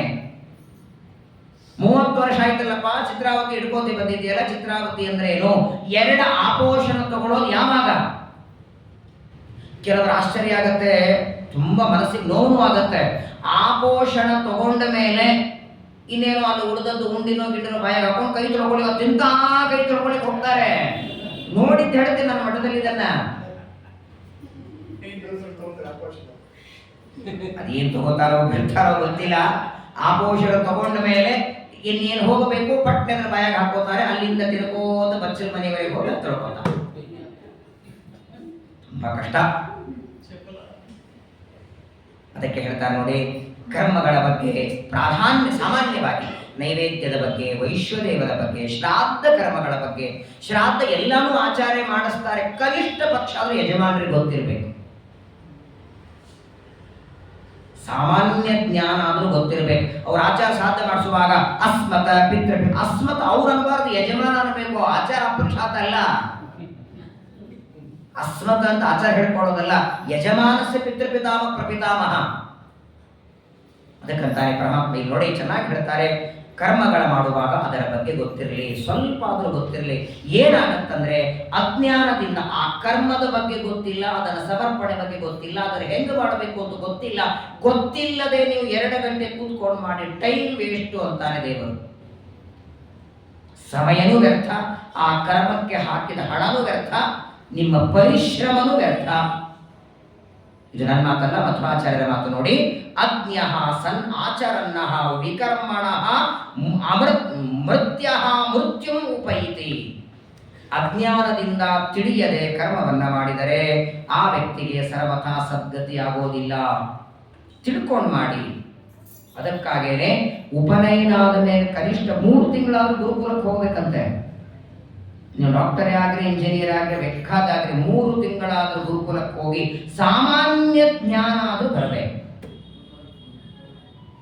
ದೇವರ ಪೂಜಾ ಅಂದ್ರೆ ಏನು, ಅಭಿಷೇಕ ಅಂದ್ರೆ ಏನು, ತೀರ್ಥ ಅಂದ್ರೆ ಏನು, ನೈವೇದ್ಯ ಅಂದ್ರೆ ಏನು. ಬಹಳ ಸ್ವಾಮಿಗಳು ಮಾಡಿದಂಗೆ ಅನುಸಂಧಾನ ಮಾಡಿ ನೈವೇದ್ಯ ಬೇಡ. ಕನಿಷ್ಠ ಪಕ್ಷ ಈಗ ಎಷ್ಟೋ ಜನರಿಗೆ ನೈವೇದ್ಯಕ್ಕೆ ಯಾವ ಪದಾರ್ಥ ಎಲ್ಲಿ ಬಡಿಸ್ಬೇಕು ಅಂತ ಗೊತ್ತಿಲ್ಲ. ಈ ತಟ್ಟೆಯಲ್ಲಿ ಬಡಿಸ್ಕೊಂಡ್ ಬರ್ತಾರೆ ನೋಡಿ, ಅನ್ನ ಯಾವ ಭಾಗಕ್ಕಿರಬೇಕು, ಪಲ್ಯ ಎಲ್ಲಿರಬೇಕು, ಕೋಸಂಬರಿ ಯಾವ ಭಾಗಕ್ಕಿರಬೇಕು, ಪಾಯಸ ಹೇಗಿರಬೇಕು, ಎಲ್ಲ ನಿಯಮ ಇದೆ. ನೈವೇದ್ಯ ತಟ್ಟೆಯಲ್ಲೂ ಹಾಗೆ ಬಡಿಸಿರ್ತಾರೆ, ಊಟಕ್ಕೂ ಹಾಗೆ ಬಡಿಸ್ಬಿಟ್ಟಿರ್ತಾರೆ. ಊಟ ಮಾಡೋ ನಿಯಮ ಹೇಳ್ತಾನೆ ಪರಮಾತ್ಮ. ಊಟ ಮಾಡುವಾಗ ಒಂದನ್ನ ತಿಂದು ಅರ್ಧ ನಾವು ಕೆಳಗಿಟ್ರೆ ಮತ್ತೆ ಅದನ್ನು ನಾವು ತಿನ್ಲಿಕ್ಕೆ ಬರಲ್ಲ ಅಂತೆ. ನಾವೇ ಅರ್ಧ ಕಚ್ಚಿಟ್ಟ ಉಂಡಿನೇ ಇರಲಿ, ಗಡಬ ಇರಲಿ, ಹಾಗಾಗಿ ಅರ್ಧ ಮುರಿದು ಬಾಯಲ್ಲಿ ಹಾಕೊಳ್ಬೇಕೆ ಹೊರತು ಕಚ್ಚಿ ಕೆಳಗಿಡಬಾರದು. ಯಾಕಂದ್ರೆ ಊಟ ಇದು ವೈಶ್ವಾನರನ ಪ್ರೀತಿಗಾಗಿ ಯಜ್ಞ. ಯಜ್ಞ ಕುಂಡದಲ್ಲಿ ಹೋಮ ಮಾಡಬೇಕಾದ್ರೆ ಎಂಜಲ ಹಾಕಲ್ಲ. ಹಾಗೆ ಒಂದು ಬಾರಿ ಕಚ್ಚಿ ಇಟ್ಟರೆ ಎಂಜಲ ಅದನ್ನ ಮತ್ತೊಮ್ಮೆ ಹಾಕ್ಲಿಕ್ಕೆ ಬರೋದಿಲ್ಲ. ಮೊದಲನೇನು ಅಮೃತೋಪಸ್ತರಣಮಸಿ ಅಂತ ನಾವು ತಗೊಳ್ತೇವೆ ನೋಡಿ, ಅದು ವಾಯುದೇವರಿಗೆ ಉಡುವ ವಸ್ತ್ರ. ಅದು ಊಟಾದ ಮೇಲೆ ತಗೊಳ್ಳೋ ಅಮೃತಾಪಿಧಾನ. ಅಪಿಧಾನ ಅಂದ್ರೆ ಹೊಚ್ಚೋದು. 2 ಆಪೋಷಣ ಅಂದ್ರೆ ಅದು ವಾಯುದೇವರಿಗೆ ಉಡುವ ಹೊದುವ ವಸ್ತ್ರ. ವಾಯುದೇವರ ಅಲ್ಲಿ ಬರ್ತಾರೆ ಅಂದ್ರೆ ಪ್ರಾಣಾಯ ಸ್ವಾಹ ಪಾನಾಯ ಸ್ವಾಹ ಅಂತ ಪಂಚ ಪ್ರಾಣ ತಗೊಳ್ತೀವಲ್ಲ. ಹೀಗೆ ಕರ್ಮಗಳ ಬಗ್ಗೆ ಬಹಳ ಸುಂದರವಾಗಿ ತಿಳಿಸಿಕೊಡ್ತಾರೆ. ಕರ್ಮಗಳನ್ನು ಹೇಗೆ ಮಾಡಬೇಕು, ಯಾವ ರೀತಿ ಮಾಡಬೇಕು, ಪರಮಾತ್ಮನ ಪೂಜೆಗೆ ಏನೇನು ವಸ್ತುಗಳ ಸಲಕರಣೆಗಳಿರಬೇಕು. ಎಂದಿಗೂ ದೇವರ ಪೂಜಾ ಪಾತ್ರೆಗಳ ತಪ್ಪಿನೂ ನಮ್ಮ ವೈಯಕ್ತಿಕ ಆಚರಣೆಗೆ ಬಳಸಬಾರದು. ಸಂಧ್ಯಾ ವಂದನೆಗಿರಲಿ, ಆಚರಣೆಗಿರಲಿ, ಅದು ದೇವರದು ದೇವರಿಗೇನೆ. ದೇವರ ಪಾತ್ರೆಗಳ ಬಿಡಿ ಎಷ್ಟೋ ಜನರ ಮನೆಯೊಳಗೆ ವಸ್ತ್ರನೂ ಇರಲ್ಲ, ತಮ್ಮ ಪಂಜಾರಿಯಲ್ಲಿ ಒರೆಸ್ಬಿಟ್ಟಿರ್ತಾರೆ ದೇವರನ್ನ. ಶುದ್ಧಾಭಿಷೇಕ ಮಾಡಿದೆ ಅವನಿಗೆ, ಅದೇ ಅಂತಾರಲ್ಲ ಕರ್ಮ ಅಕರ್ಮ, ಒಂದು ಕರ್ಮ ಇರ್ತದೆ. ನಮ್ಮಿಂದ ಪೂಜಾ ತಗೊಳ್ಳೋದು, ಆ ಕರಿ ಪಂಜರಿಂದಲೇ ಶಾಲಿಗ್ರಾಮ ಒರೆಸಿ. ಯಾಕೆ ಯಾಕ್ರಿ ನಿನ್ನೆ ಬೆಳಗ್ಗೆ ಹೋಗ್ಬೇಕು? ಮೊನ್ನೆ ಕೇಳಿದೆ, ಬೆಳಗ್ಗೆ 10 ಗಂಟೆಗೆ ಪಾಠ ಇರ್ತದೆ, ಯಾಕೆ ಬರಲಿಲ್ಲ? ಅಯ್ಯೋ ಆಚಾರ ದೇವರೆಲ್ಲ ತೊಳಿಬೇಕಾಗಿತ್ತು, ಬಹಳ ದಿನ ತೊಳಿಲಿಕ್ಕೆ ಮುದ್ರೆ ಪಾತ್ರೆ ನಾನು ತೊಳೆಯೋದು ಅನಬಾರದಯ್ಯ, ಅಲ್ಲಿ ಉದ್ವರ್ಚನೆ ಅಂತಾರೆ, ಶಬ್ದಗಳೇ ಬೇರೆ ಇದೆ. ಪುಣ್ಯಕ್ಕೆ ನೀನೇ ತೊಳೆದಿದೆ, ಪಾತ್ರೆ ಅವರಿಗೆ ಹಾಕಿಲ್ಲ, ಹೊರಸಾಗಿದೆ ಅಂತ. ಹಾಗಾಗಿ ಬಹಳ ಸುಂದರವಾಗಿ ನಿರೂಪಣೆ ಮಾಡ್ತಾರೆ. ಸಮಯ ಆಗಿದೆ, ನಾಳೆ ದಿನ ಇನ್ನೊಂದು ಸ್ವಲ್ಪ ವಿವರಣೆ ಕೊಡ್ತೇನೆ. ಕರ್ಮಗಳು ಹೇಗೆ, ಭಗವಂತನ ಪೂಜೆ ಹೇಗೆ ನೋಡಿ ತಿಳ್ಕೊಟ್ರಿ. ಇವಾಗ ಒಂದು ಮಾಡೋದ್ರಲ್ಲಿ ಒಂದು ತಪ್ಪಿದ್ರು ಏನು, ಒಂದು ಕರ್ಮ ಬಿಟ್ಟರು ತಪ್ಪಿಲ್ಲ, ಮಾಡಬೇಕಾದದ್ದರಲ್ಲಿ ಒಂದು ಮರೆತರೂ ತಪ್ಪಿಲ್ಲ. ಮಾಡಬಾರದು ಅಕಸ್ಮಾತ್ ಮಾಡಿದರೆ ಅನರ್ಥ ಹೆಚ್ಚು.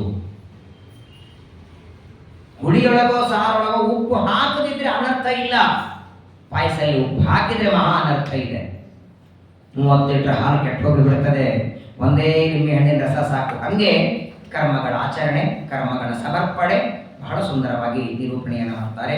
ಪರಮಾತ್ಮನ ಗುರುಗಳ ಅನುಗ್ರಹ, ಮಂತ್ರಾಲಯ ಪ್ರಭುಗಳ ಅನುಗ್ರಹದಿಂದ ನಾವೇನು ಕರ್ಮ ಮಾಡಬೇಕು, ಕರ್ಮ ಅಂದ್ರೇನು, ಅಕರ್ಮ ಅಂದ್ರೇನು, ವಿಕರ್ಮ ಅಂದ್ರೇನು, ಅವುಗಳ ಜ್ಞಾನವನ್ನ ಕೊಟ್ಟು ನಮ್ಮಿಂದ ಕರ್ಮಗಳನ್ನು ದೇವರು ಮಾಡಿಸಲಿ.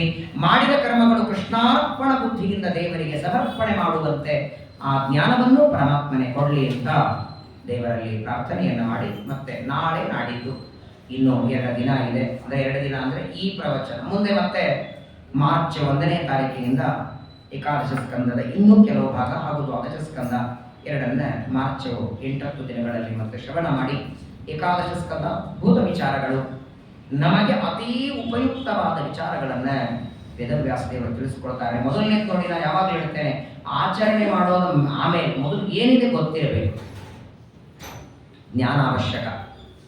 ಇದು ಹೀಗೆ ಮಾಡಬೇಕು ಅಂತ ಗೊತ್ತೇ ಇರಲಿಲ್ಲ ಅಂದ್ರೆ ಕೊನೆವರೆಗೆ ಮಾಡ್ಲಿಕ್ಕಾಗಲ್ಲ. ಯಾವತ್ತಾದ್ರೂ ಒಂದು ದಿನ, ಯಾವತ್ತೋ ಪ್ರವಚನದಲ್ಲಿ ಕೇಳಿದ್ದಲ್ಲಪ್ಪ ಆಚಾರ ಈಗ ಹೇಳಿದ್ರು, ಸರಿ ಇವತ್ತು ಮಾಡೋಣ ಅಂತ ಒಂದು ದಿನ ಆದ್ರೂ ನಿಮ್ಮಲ್ಲಿ ಬದಲಾವಣೆ ಆಗ್ತದೆ. ಯಾವಾಗ ಆಗ್ತದೆ ಅದರ ಬಗ್ಗೆ ಗೊತ್ತಿದ್ರೆ. ಹಾಗಾಗಿ ಮೊದಲು ಕರ್ಮಗಳ ಬಗ್ಗೆ, ಅಕರ್ಮಗಳ ಬಗ್ಗೆ, ವಿಕರ್ಮಗಳ ಬಗ್ಗೆ, ಯಾವುದು ಮಾಡಬೇಕು ಯಾವುದು ಮಾಡಬಾರದು ಅದರ ಬಗ್ಗೆ ಗೊತ್ತಿದ್ರೆ ಅದನ್ನ ಅನುಷ್ಠಾನ ಮಾಡೋದಕ್ಕೆ ಸಾಧ್ಯವಾಗುತ್ತೆ. ಇನ್ನಷ್ಟು ವಿಚಾರಗಳನ್ನು ನಾಳೆ ದಿನ ಮತ್ತೆ ಶ್ರವಣ ಮಾಡೋಣ. ಭಾರತೀಯ ರಮಣ ಮುಖ್ಯ ಪ್ರಾಣಾಂತರ್ಗತ ಶ್ರೀ ಕೃಷ್ಣಾರ್ಪಣಮಸ್ತು. ಹರೇ ನಮೋ.